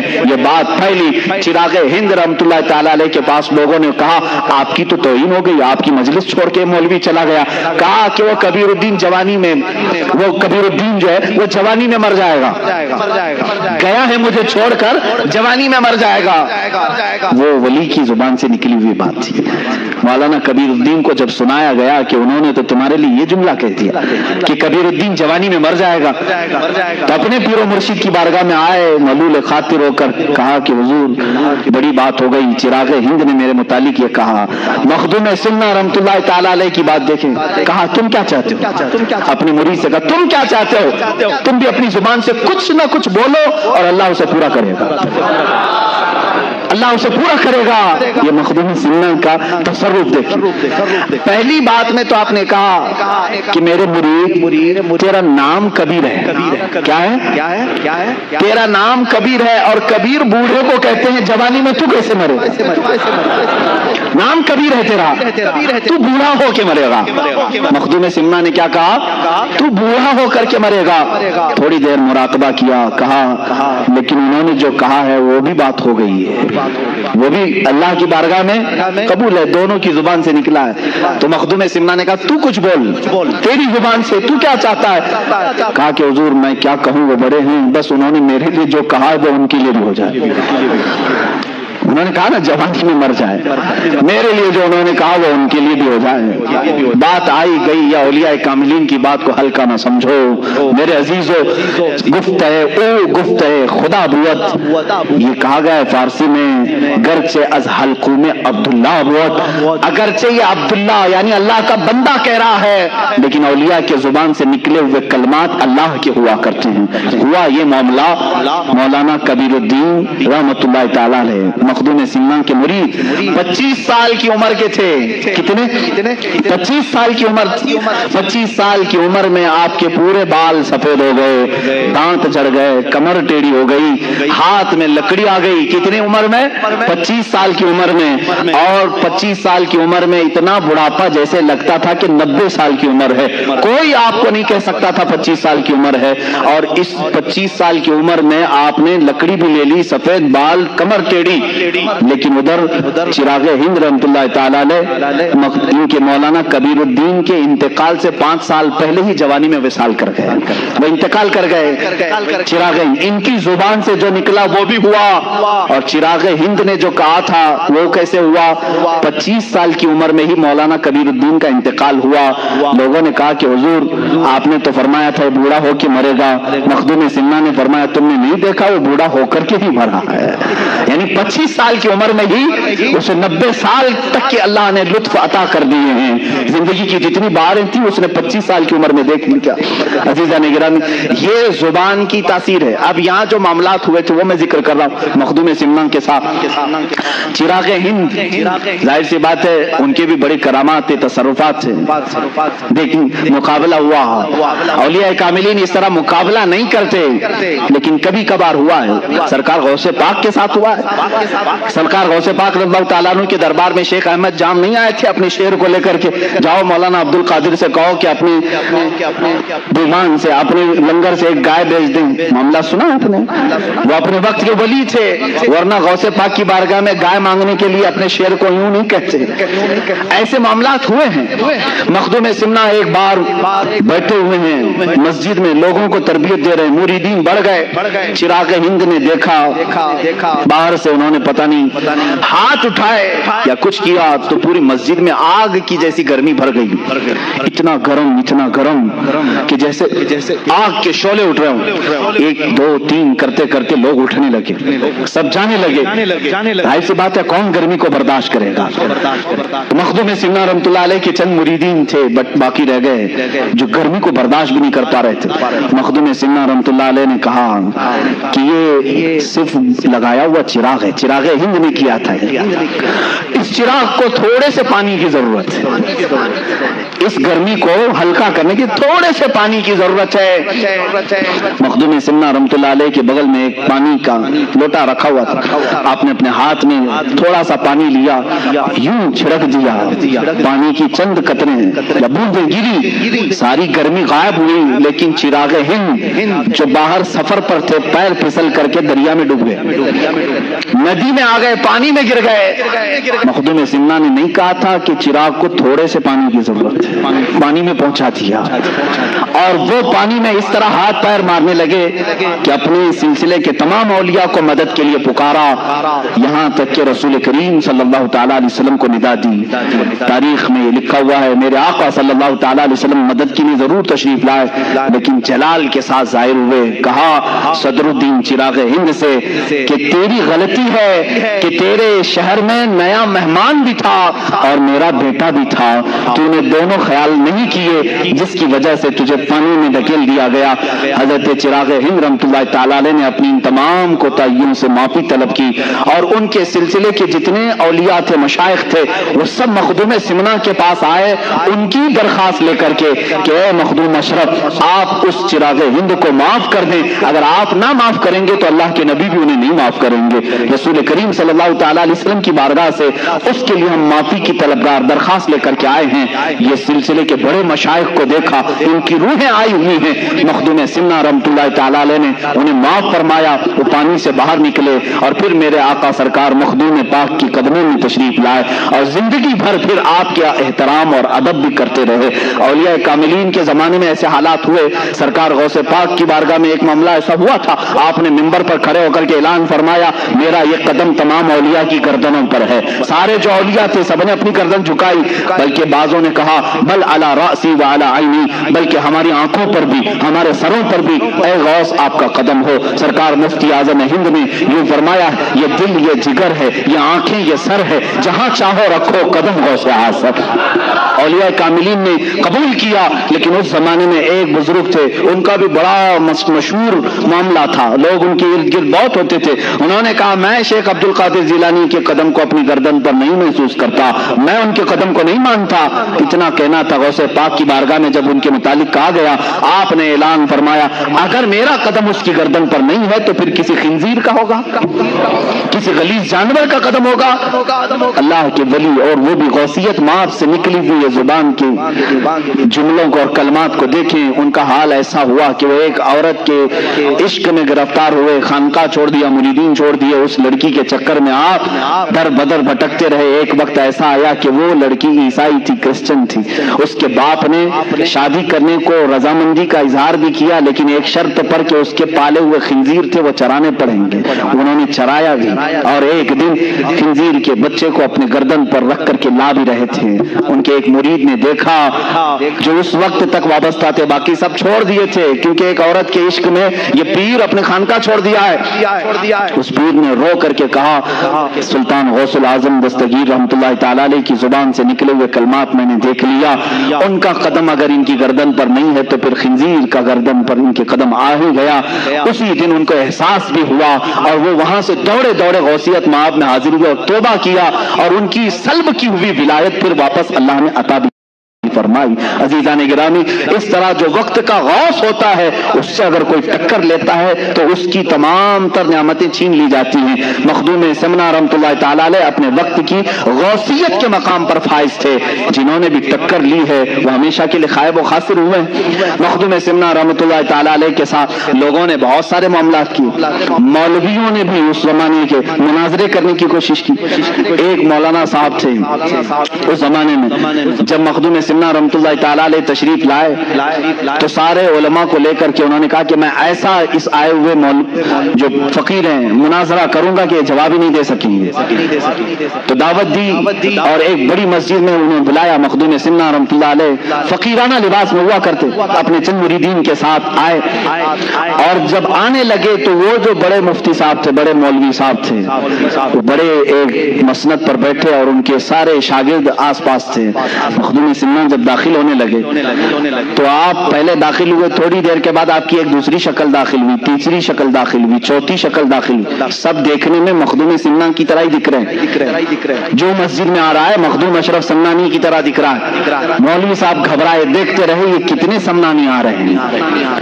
ہم نے ایک مخدوم اشرف کو بلایا تھا، اشرف کو، یہاں آ ہی رہے، یہاں تک کہ گھنٹہ گزر گیا، اس محفل میں 100 سمنانی داخل ہوئے، 100 شکلیں آئی۔ مخدوم اشرف سمنانی رحمۃ اللہ تعالیٰ علیہ اپنی کرسی کی طرف بڑھتے ہوئے مولوی صاحب کو مخاطب کر کے اتنا ہی پوچھا، مولانا صاحب آپ نے بہت سارے سوالات جمع کیے ہیں، اس میں سے کون سی شکل سے کون سا سوال کرو گی؟ وہ تنہا تھے مخدوم سمنا، لیکن اللہ رب العزت کا یہ تصرف ہے۔ یہی تو ہم کہتے ہیں میرے آقا صلی اللہ تعالیٰ علیہ وسلم اپنے ہر غلام کی قبر میں تشریف لاتے ہیں۔ یہ نہیں کہ ذات کے ٹکڑے ہوتے ہیں، آدھا ادھر آدھا ادھر۔ سورج جب ایک بار نکلتا ہے تو مدینے میں بھی چمکتا ہے، ہند میں بھی چمکتا ہے، وہ امریکہ میں بھی ہے، افریقہ میں بھی ہے، ہر علاقے کو یکساں اپنی سورج کی روشنی پہنچاتا ہے۔ اللہ تعالیٰ اولیاء کاملین کو بھی یہ تصرف عطا کرتا ہے، وہ بیک وقت 100 جگہ پر بھی حاضر ہو سکتے ہیں، 1000 جگہ پر بھی حاضر ہو سکتے ہیں۔ یہ بعض اولیاء کاملین کے تصرفات ہیں۔ ان مولوی صاحب نے توبہ کیا اور پھر مرید بھی ہوئے، داخل سلسلہ بھی ہوئے۔ حضرت مخدوم سمنا رحمۃ اللہ تعالیٰ علیہ کا حال یہ تھا کہ آپ کے ساتھ سواریاں چلتی تھی، گھوڑے، اونٹ۔ ایک بار آپ آئے، رات کا وقت تھا، ایک علاقے میں مسجد میں اندر قیام کیا اور صحن مسجد میں گھوڑوں کو باندھ دیا۔ گاؤں میں بات مشہور ہوئی، ایک نیا مہمان آیا، فقیر ہے، لیکن انہوں نے گھوڑے مسجد کے پاس باندھ دی، صحن میں، مسجد کے صحن میں باندھ دی۔ جو مولوی حضرات تھے، طلبہ تھے، سب دوڑے دوڑے آئے، کہا کہ ایسا فقیر، ایسا مرد قلندر، اگر تم اللہ کے ولی ہو تو یہ مسجد کی بے حرمتی نہیں ہو جاتی کہ جانور باندھو؟ مخدوم سمنا رحمۃ اللہ تعالیٰ علیہ بیٹھے تھے۔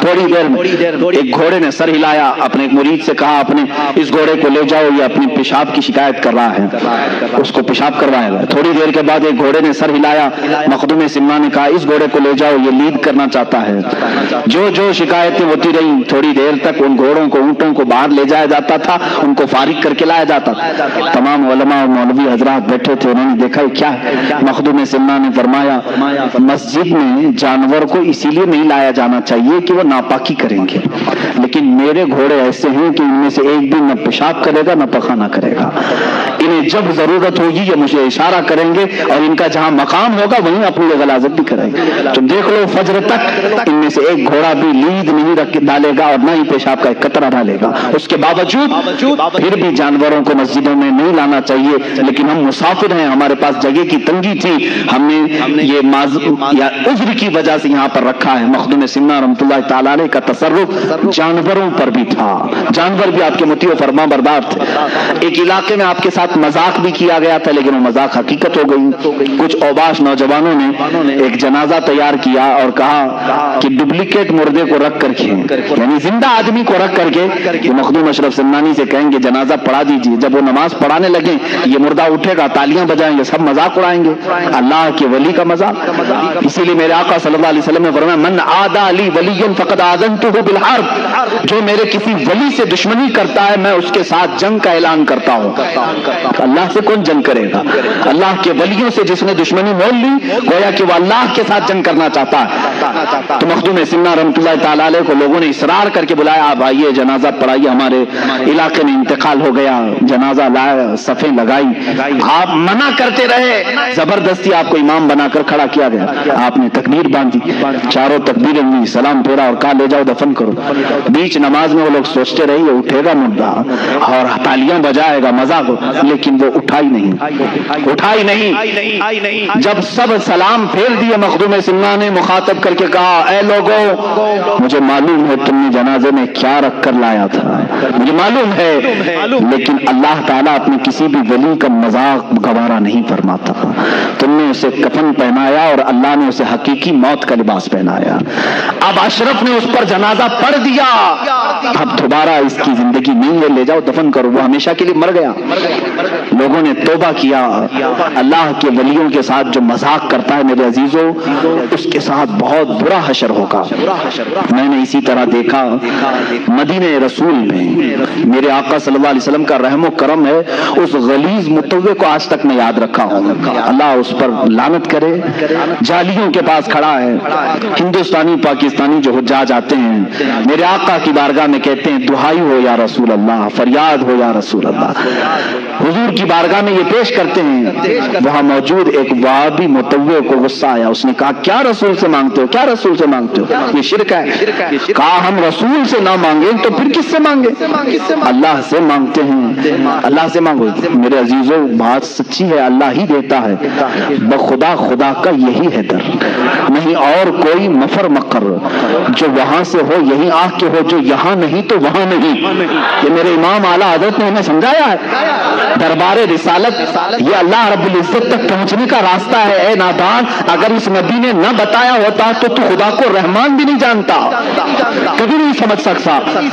اس متوع نے میرے سامنے حرکت کی تھی، کہا دیکھو میں ناچ رہا ہوں یہاں پر، اور اپنی پیٹھ جالیوں پر لگا لگا کر کے گھسنے لگا، پیر اچھل اچھل کر کے کرنے لگا، یہ کسی کو نفع بھی نہیں دے سکتے، نقصان بھی نہیں دے سکتے، دیکھو میں اگر کچھ ہونا تھا تو میرے ساتھ ہو جاتا۔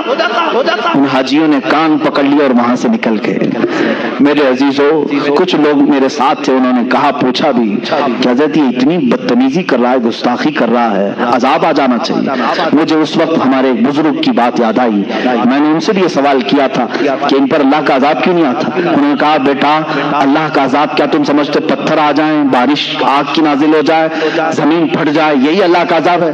کہا یہ دکھنے والے عذاب ہے، اللہ کا اگر سب سے بڑا کوئی عذاب ہے تو اپنے گھر کے قریب رکھ کر کے بھی ایمان کی دولت ختم کرتا ہے، اس عذاب میں تو وہ مبتلا ہے، اللہ نے ایمان سلب کر لیا ہے، اس کا ختم ہو چکا ہے، یہ سب سے بڑے عذاب میں گرفتار ہے۔ اسی طرح میرے عزیزو جنہوں نے اولیاء کاملین سے دشمنی کی، اللہ تعالیٰ ان کا خاتمہ برا کر دیتا ہے۔ وہ اس دنیا کی نعمتوں سے تو لطف اندوز ہو سکتے ہیں، لیکن قیامت کے دن وہ خائب و خاسر اٹھیں گے۔ اللہ کے ولیوں سے دشمنی نہ لو۔ مخدوم سمنہ رحمۃ اللہ تعالی علیہ کا مذاق کرنے کی کوشش کی گئی، لیکن جنازے میں ہمیشہ کے لیے آدمی سو گیا۔ کچھ لوگ ایسے بھی ہیں آج جو اولیاء کے تصرفات اور ان کی کرامات کے منکر ہیں۔ قرآن ان کی کرامات کی گواہی دے رہا ہے۔ سلیمان علیہ السلام کی امتیوں میں ایک امتی ایسا ہے کہ سبا بلقیس کا تخت ملک یمن سے فلسطین میں ایک لمحے میں نہیں پلک جھپکنے سے پہلے حاضر کرتا ہے۔ یہ قرآن کی آیت ہے، قرآن ولیوں کی کرامت کا ذکر کر رہا ہے۔ اور یہ آج کل کے لوگ جو اولیاء کاملین کے منکر ہیں، یہ در حقیقت اللہ کے ولیوں کی دشمنی پال رہے ہیں۔ یاد رکھنا رب تبارک و تعالیٰ کی پکڑ اور اس کا انتقام بہت سخت ہوتا ہے۔ تم جب اپنے کسی دوست کی توہین برداشت نہیں کر سکتے، اللہ اپنے دوستوں کی توہین کیسے گوارا فرمائے گا؟ وہ ضرور تم سے بدلہ لے گا انتقام، اور وہ منتقم حقیقی ہے۔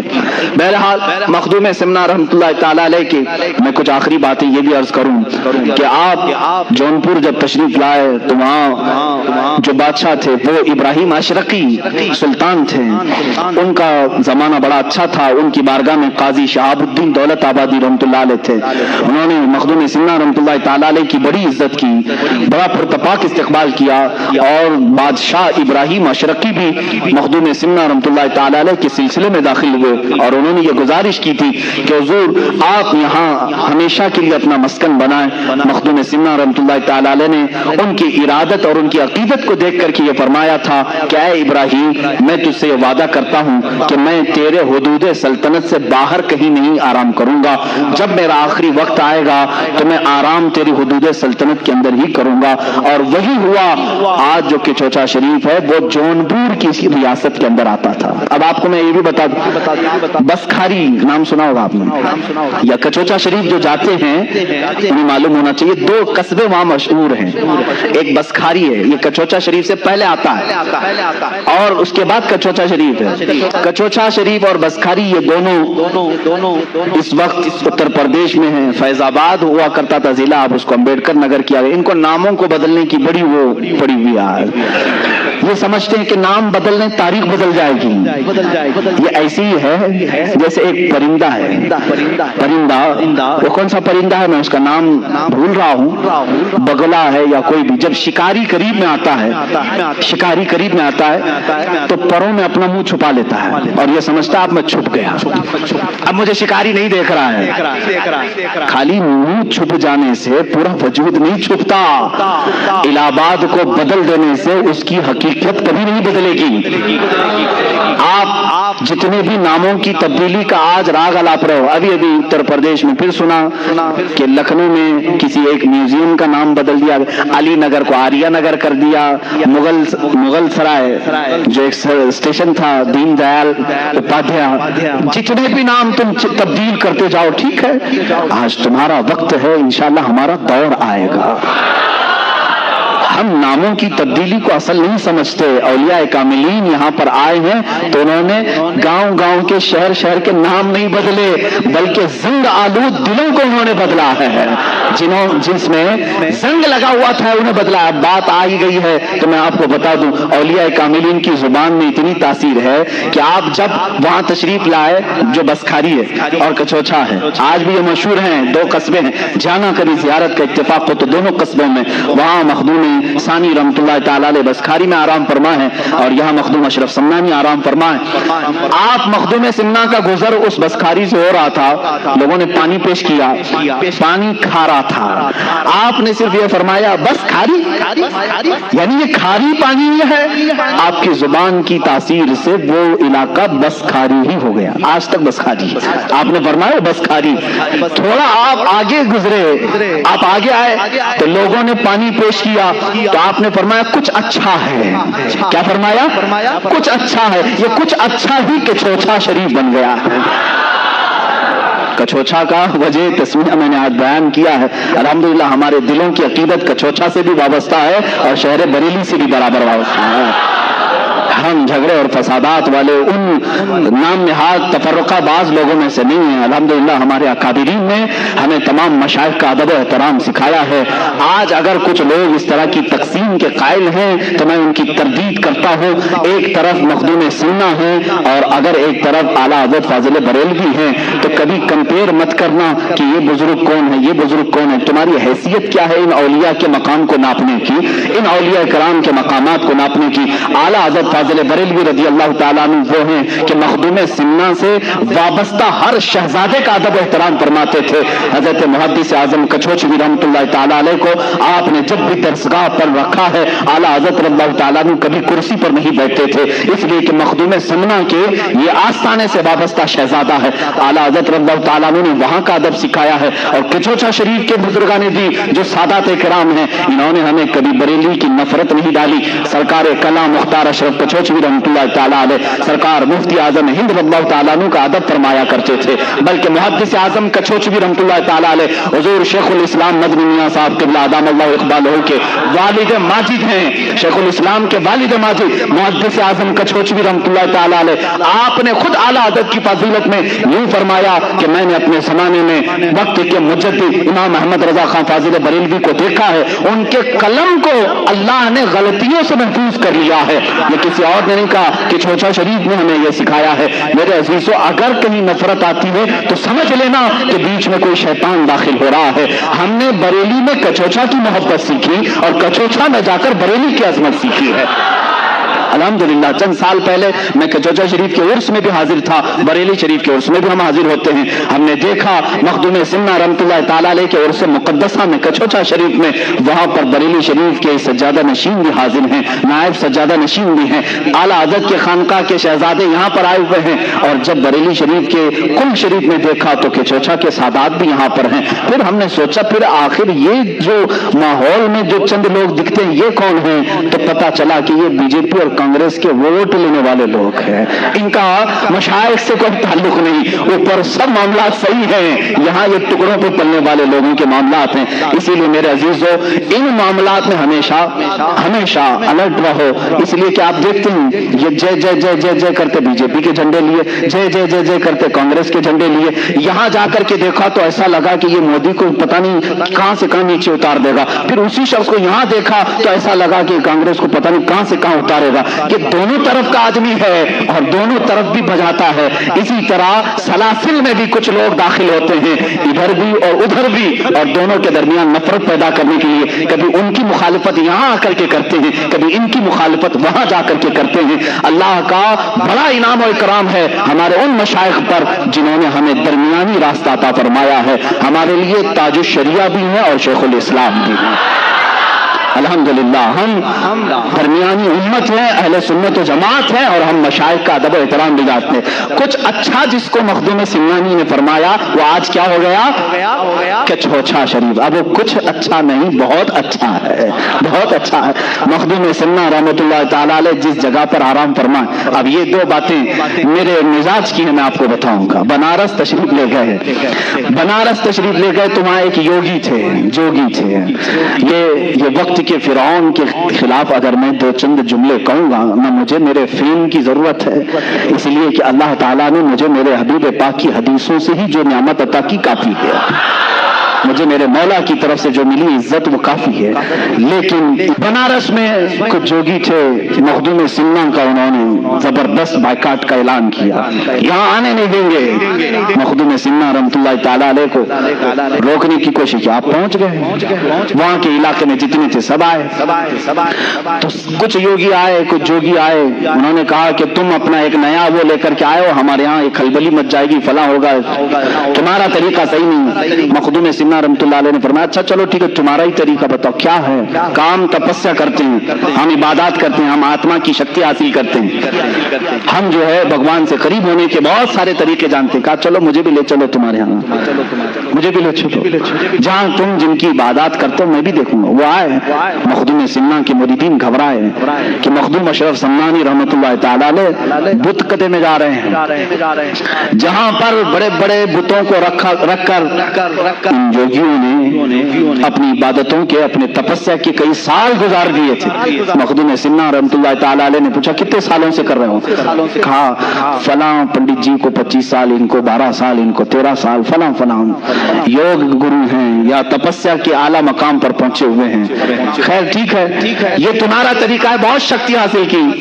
مخدوم سنہ رحمۃ اللہ تعالیٰ علیہ نے فرمایا میرا طریقہ یہ ہے کہ میں تمہیں دکھاتا ہوں جس کی تم عبادت کر رہے ہو، یہ جن پتھروں کی تم عبادت کر رہے ہو، تم اس کی ہر بات مانتے ہو؟ انہوں نے کہا ہاں بھگوان کا اوتار ہے، یہ بھگوان کا اوتار ہے، ہم ان کی نہ مانیں تو پھر کیا تمہاری مانیں؟ تو مخدوم سنہ نے فرمایا ان کی طرف اشارہ کر کے جن کے ہاں یہ سجدے کرتے تھے، اے بتو تو پھر بولو انہیں۔ ان بتوں میں سے آواز آئی لا الہ الا اللہ محمد رسول اللہ۔ پتھر سے جب آواز سنی، یہ مخدوم سنہ کی کرامت مشہور ہے، ان کے حواس باختہ ہو گئے۔ سالوں سے ہم یہاں پر جوک کر رہے تھے، کبھی پتھر کو چلتے پھرتے بولتے سنتے نہیں دیکھا۔ مخدوم سنہ رحمۃ اللہ تعالیٰ علیہ نے فرمایا جس کی تم عبادت کر رہے ہو یہ در حقیقت خدا نہیں، یہ اعلان کر کے بتائے گا کہ اصل خدا کون ہے، جس کو اللہ نے پیدا کیا، جس خالق نے اسے بھی پیدا کیا۔ جیسی پتھر سے آواز آئی ان یوگیوں نے بھی اسلام قبول کیا۔ مخدوم سنہ رحمۃ اللہ تعالیٰ علیہ کے اس کرامت کے وہ قائل ہوئے، اللہ کریم نے آپ کے ذریعے سے اس زمانے کے 5000 لوگوں کو دائرہ اسلام میں داخل کیا۔ تقریباً آپ کی زندگی پاک میں مخدوم سمنہ رحمۃ اللہ تعالیٰ علیہ کی زندگی پاک میں جو روایات ہیں 1,10,000 کے قریب لوگ مشرب اسلام ہوئے ہیں. آخری وقت آیا تھا، آخری وقت جب مخدوم سمنہ رحمۃ اللہ تعالیٰ علیہ کا آپ کچوچا شریف پہنچے، اور جہاں یہ آپ کی خانقاہ ہے آج، جہاں مزار مبارک ہے، میر شریف پانی کا ایک چھوٹا سا تالاب ہے، اولیاء کاملین کی ایک جماعت کو لے جا کر آپ مخدوم سمنہ رحمۃ اللہ تعالیٰ علیہ اس تالاب کو کشائی یعنی کھدائی ہو رہی تھی، اور روایات میں یہ ملتا ہے کہ ہر کدال پر یہ اولیاء کرام لا الہ الا اللہ کہتے اور کدال مارتے، اور اس کے بعد وہ پانی نکلا جس کو آج میر شریف کہتے ہیں. ہزاروں لاکھوں لوگ اس پانی سے آج بھی شفا حاصل کرتے ہیں. دوسری مشہور روایت یہ بھی ہے کہ اس میر شریف میں زمزم شریف لا کر کے بھرا گیا تھا، اور اس کا پانی آج تک دیکھنے میں میلا کچیلا گدیلا دکھتا ہے، لیکن آج تک یہ مشہور ہے. 808 ہجری سے 1442 ہجری آج ہونے کو آ رہی ہے. اتنے عرصے میں ہزاروں لاکھوں لوگ جن کو آسیب اور جنات پریشان کرتے ہیں وہ کچوچا شریف میں حاضر ہوتے ہیں، میر شریف کا پانی لیتے ہیں اور صحیح سلامت اپنے گھروں پر واپس لوٹتے ہیں. جن کو جنات پریشان کرتے ہیں وہ مخدوم سمنہ رحمۃ اللہ تعالیٰ علیہ کی بارگاہ میں مقدمہ کرتے ہیں. یہاں ظاہر سی بات ہے، میرے گھر پر کسی نے قبضہ کیا، میری پراپرٹی کسی نے ہڑپ لیا تو کورٹ کچہری میں ہم کیس کریں گے، لیکن جنات اگر کچھ کریں تو کہاں جائیں؟ یہ کورٹ والے بھی بھاگ جائیں گے. جنات کون چھڑائے گا؟ یہ الگ دنیا ہے ان کی، یہ الگ طاقت ہے. اسی لیے جنات کا بھی جہاں فیصلہ ہوتا ہے وہ کچوچا مقدسہ مخدوم سمنہ کی بارگاہ ہے. بزرگوں نے باضابطہ لکھا ہے. وہاں جب آپ پہنچے تو وہاں پر بھی ایک حال یہی تھا. لوگوں نے کہا کہ حضور یہاں پر بھی ایک یوگی ہیں، وہ بھی یوگ کر رہے ہیں اور 500 لوگوں کے ساتھ بیٹھے ہوئے ہیں، وہ اٹھنے کو تیار نہیں. مخدوم سمنہ نے فرمایا ان سے کہو اب یہ ہمارا علاقہ ہے، ان سے کہو ابھی میرے آرام کی جگہ ہے. اس کے بعد جب لوگوں نے کہا تو وہ آسانی سے اٹھنے کو انہوں نے منع کیا، کہا کہ نہیں چلو اپنی اپنی طاقت آزما لیتے ہیں، جس کی طاقت غالب آئے گی وہ بیٹھے گا یہاں پر. مخدوم سمنہ رحمۃ اللہ تعالیٰ علیہ نے فرمایا نہ میں اس کے مقابل میں نہیں جاؤں گا.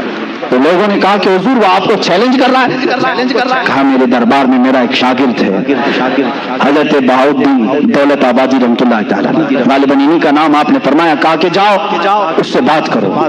تو انہوں نے کہا کہ وہ بہت بڑا پنڈت ہے، جادوگر ہے، جادو دکھاتا ہے. کہا تم جاؤ میرے نام سے جاؤ. حضرت مخدوم اشرف سمنانی رحمۃ اللہ علیہ کا نام لے کر کے اترے. اس یوگی نے چونٹیوں کی فوج بنا کر کے بھیجی. چونٹیاں جہاں دیکھو چونٹیاں. یہ پہلی مرتبہ مرید اترے ہیں میدان میں مخدوم سمنہ کے. آپ نے کہا اے اشرف زمانہ زمانے مدد نما. یہ مشہور ہے، زمانے کے اشرف میری مدد. اتنا کہہ کر کے آپ نے پھونک مارا تو زمین پر کوئی چونٹی بھی نہیں کھلا نہیں، کچھ بھی نہیں.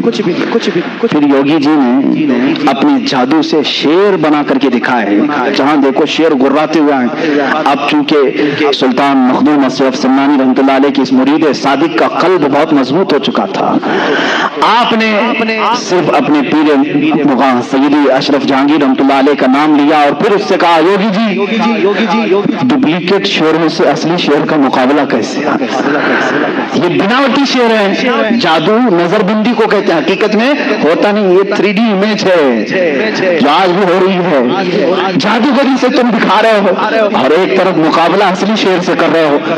آپ نے صرف اپنا چہرہ صرف کھولا، دیکھا تو دور دراز تک کوئی شیر نہیں، سب کے سب غائب ہے. یوگی جی نے مان لیا کہ اب میرا جادو ناکام ہے.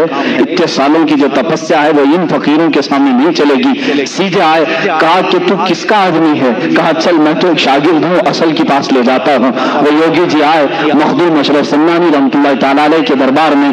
جیسے ہی دیکھا انہوں نے کہا آپ جس طاقت کو حاصل کیے ہیں کیا وہ طاقت مجھے مل سکتی ہے؟ میں برسوں سے تپسیا کر رہا ہوں. مخدوم سمنہ نے اس کا ہاتھ پکڑا اور کہا پڑھو لا الہ الا اللہ محمد رسول اللہ صلی اللہ علیہ وسلم. اس نے پڑھا اور دوسری ہی لمحے مخدوم سمنہ رحمۃ اللہ تعالیٰ علیہ نے ولایت کا تاج اسے عطا فرمایا. اپنے مریدین میں داخل کیا، اور جو وہ طلب لے کر کے آیا کہ برسوں سے تپسیا کر کے جو طاقت نہیں ملی، مخدوم سمنا کے ہاتھ میں بیعت سے وہ طاقت مل گئی۔ یہ مخدوم سمنا ہے۔ اے میرے عزیزو، سلطان جہانگیر مخدوم اشرف سمنانی رحمۃ اللہ تعالیٰ علیہ کے تذکرے میں جتنے بھی کروں وہ کم ہیں۔ ان سے ایک خلق کثیر کو نفع ہوا ہے۔ ان کی زندگی کتنی چیزوں کا سنگم ہے۔ سمنان سے نکلے تھے، بچپن سے میں نے آپ کے واقعات سنائے۔ جب آپ کی عمر مبارک 97 سال کی ہوئی، یعنی 97 سال کی، تب کے چھوچا شریف میں آپ نے ذکر و اذکار کرنا شروع کیا۔ اپنے سامنے ہی آپ نے اپنی قبر بنوائی، قبر میں اتر کر کے آپ نے ایک کتاب پوری لکھی جس کو رسالہ قبریہ کہتے ہیں۔ وہ اپنے مریدین کو تلقین کی، میرا عقیدہ کیا ہے، میرا مسلک کیا ہے، میرا مذہب کیا ہے، اور سب سے کہا میرے بعد اسی پر تم سب کو گامزن رہنا ہے، اسی پر پابند رہنا ہے۔ آپ کے تقریباً 40 خلفاء ہوئے اور ہزاروں کی تعداد میں شاگرد ہوئے۔ آپ کے سب سے بڑے خلیفہ، سب سے اول خلیفہ اور جانشین سیدنا عبد الرزاق نور العین رحمۃ اللہ تعالیٰ علیہ ہیں، جو آپ کے مزار مبارک کے بغل میں ہی آج کے چوچا شریف میں آرام فرما ہے۔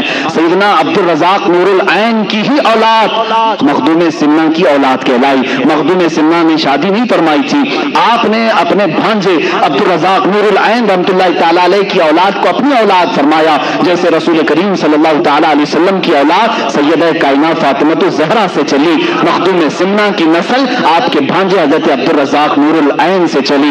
انہی کا یہ سلسلہ چلتے چلتے اس سلسلہ اشرفیہ میں وقت کے اقطاب، ابدال، اوقات، نجبا، شرفا پیدا ہوئے۔ اپنے وقت کے عظیم المرتبت اس بزرگ کا نام میں تمہیں ذکر کروں جن کو اعلیٰ حضرت عظیم البرکت رضی اللہ تعالیٰ نے بھی ادب سے نام لیا، اشرفی میاں علی حسین اشرفی میاں رحمۃ اللہ تعالیٰ علیہ، جن کو اعلیٰ حضرت اشرفی میاں کہا جاتا ہے، جو سلسلہ اشرفیہ کے اعلیٰ حضرت ہیں۔ یہ مخدوم سمنا رحمۃ اللہ علیہ کی اولاد میں سے، یعنی سیدنا عبد الرزاق نور العین رضی اللہ تعالیٰ عنہ کی اولاد میں سے، انہی کی اولاد میں سے سلسلہ چلا۔ مختار اشرف سرکار کلام رحمۃ اللہ تعالیٰ علیہ، حضرت سیدنا محدث اعظم ہند کچوچوی رحمۃ اللہ تعالیٰ علیہ، اس سلسلہ اشرفیہ میں آج بھی کثیر علماء موجود ہیں۔ سادات جس طرح مارارہ متحرہ میں علم اور شریعت اور طریقت کا سنگم آپ کو وہاں نظر آتا ہے، اسی طرح کچوچا شریف کی ایک خصوصیت ہے کہ اس خانقاہ میں آپ دیکھیں گے علم شریعت بھی ہے اور علم طریقت بھی ہے۔ آپ یہاں پہنچیں گے تو خالص ڈھونگی صوفیوں کو نہیں دیکھیں گے۔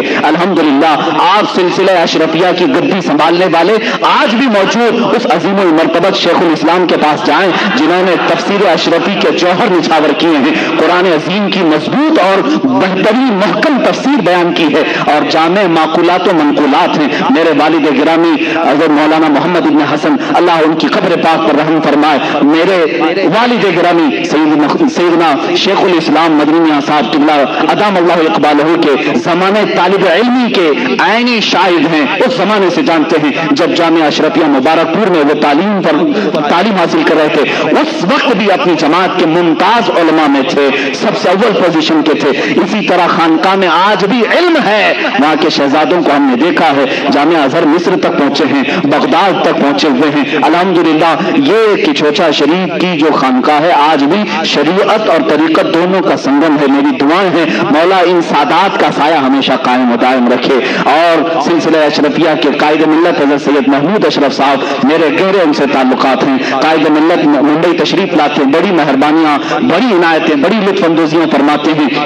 عزیزان گرامی، میں نے یہ تاریخ مخدوم سمنا کی اس لیے ذکر کی کہ ہندوستان میں آپ کو یہ معلوم ہونا چاہیے کہ جس طرح صوفیہ کاملین میں سلطان غریب نواز رحمۃ اللہ تعالیٰ علیہ نے تبلیغ دین فرمائی، خواجہ قطب الدین بختیار کاکی نے فرمائی، بابا فرید الدین گنجے شکر نے فرمائی، حضرت مخدوم صابر کلیری رحمۃ اللہ علیہ نے فرمائی، اعلیٰ حضرت نے فرمائی، اور دیگر اولیاء کاملین نے۔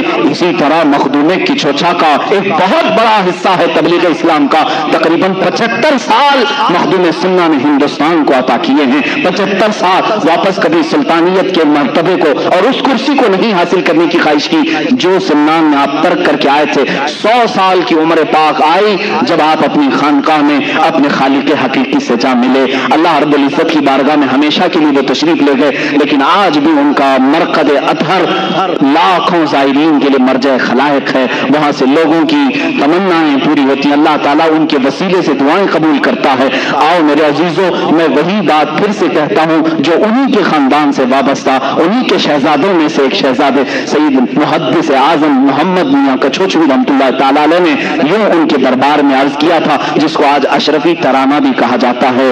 سرور सरवरा शाहा करीमा, अशरफा सरवरा शाहा करीमा, दस्तगीरा अशरफा, हुर्मते रूहे पैगंबर, एक नजर कुनसुए माँ। यानी तमाम अलकाब के साथ मखदूम सिन्ना की बारगाह में दस्तगीरी के लिए हाथ उठाए हैं और कहते हैं हुर्मते रूहे पैगंबर, मेरे आका सल्लल्लाहु ताला अलैहि वसल्लम के वसीले सदके से ऐ मखदूम सिन्ना सिर्फ एक नजर हम गरीबों की तरफ फरमा दें। और आपको जाते जाते जो बच्चे होंगे उनको एक वजीफा भी देकर के जाता हूं। अल्हम्दुलिल्लाह मैं हर इम्तिहान में इसको पढ़ता था और मेरी कामयाबी का ये जामिन वजीफा भी रहा है। मैं जब भी, चाहे यहाँ से लेकर हिंदुस्तान से जामिया अज़हर मिस्र तक, जब जब मेरे पास इम्तिहान का पर्चा आया है उस वक्त तक मैं कलम नहीं चलाता था जब तक ये वजीफा, ये सिलसिले अशरफिया के बड़े बुजुर्ग का दिया हुआ वजीफा था, उसको जब तक मैं जिक्र नहीं करता तब तक मैं लिखता नहीं। और अल्हम्दुलिल्लाह उससे कामयाबी भी बहुत मिलती है। फारसी का ये ऐ पीर जहांगीर मखदूम, न रवद अज दरद कसे महरूम, बहरे औलादे फैज ए अशरफ, हाकिमे वक्त रा बकुन महकूम, जिसका माना फारसी में ये होता है ऐ पीर जहांगीर मखदूम, ये सब तो अलकाब है। ऐ मुर्शिद पूरी दुनिया के आका, ऐ खादिमों के आका मखदूम, न रवद अज दरद कसे महरूम, तुम्हारे दरबार से आज तक कोई महरूम नहीं लौटा। बहरे औलादे फैज ए अशरफ, ऐ अशरफ जमाना आपकी औलाद का वास्ता देता हूँ, हाकिमे वक्त रा बकुल महकूम, ऐ मखदूम सिन्ना जो वक्त का हाकिम है उसे गुलाम बना दीजिए। जब हम ये दुआ करते हैं अच्छे अच्छों के पसीने भी छूटते हैं, अल्लाह ताला हमें गैब से ये कुव्वत अता करता है। बारगाह रब्बुल इज्जत में दुआ है ऐ मौला हाकिमे वक्त रा बकुल महकूम, हाकिमे वक्त रा बकुल महकूम, हाकिमे वक्त रा बकुल महकूम, मौला जुल्म जालिमों के जुल्म से हम सब की हिफाजत फरमा। मखदूम सिन्ना रहमतुल्लाह ताला अलैह के तबर्रुकात, उनके तमाम तर तसर्रुफात से हम सबको भी मौला हिस्सा अता फरमा, उनके बरकात, उनके अनवार, उनके फयूज से हम सबको हिस्सा अता फरमा। मखदूम सिन्ना से वाबस्ता ये मजमा है मौला, अशरफ जमाना से वाबस्ता तेरे दरबार में वसीले के लिए हाथ उठाया, उनका वसीला लेते हुए मौला हमारी तमाम जमीनी आसमानी बलाओं से हिफाजत फरमा। ऐ करीम खुदा हम सबको जिन्नात, आसेब, सहर, जादू, सिफली, उल्वी, हर तरह की बुरी आफतों से महफूज फरमा।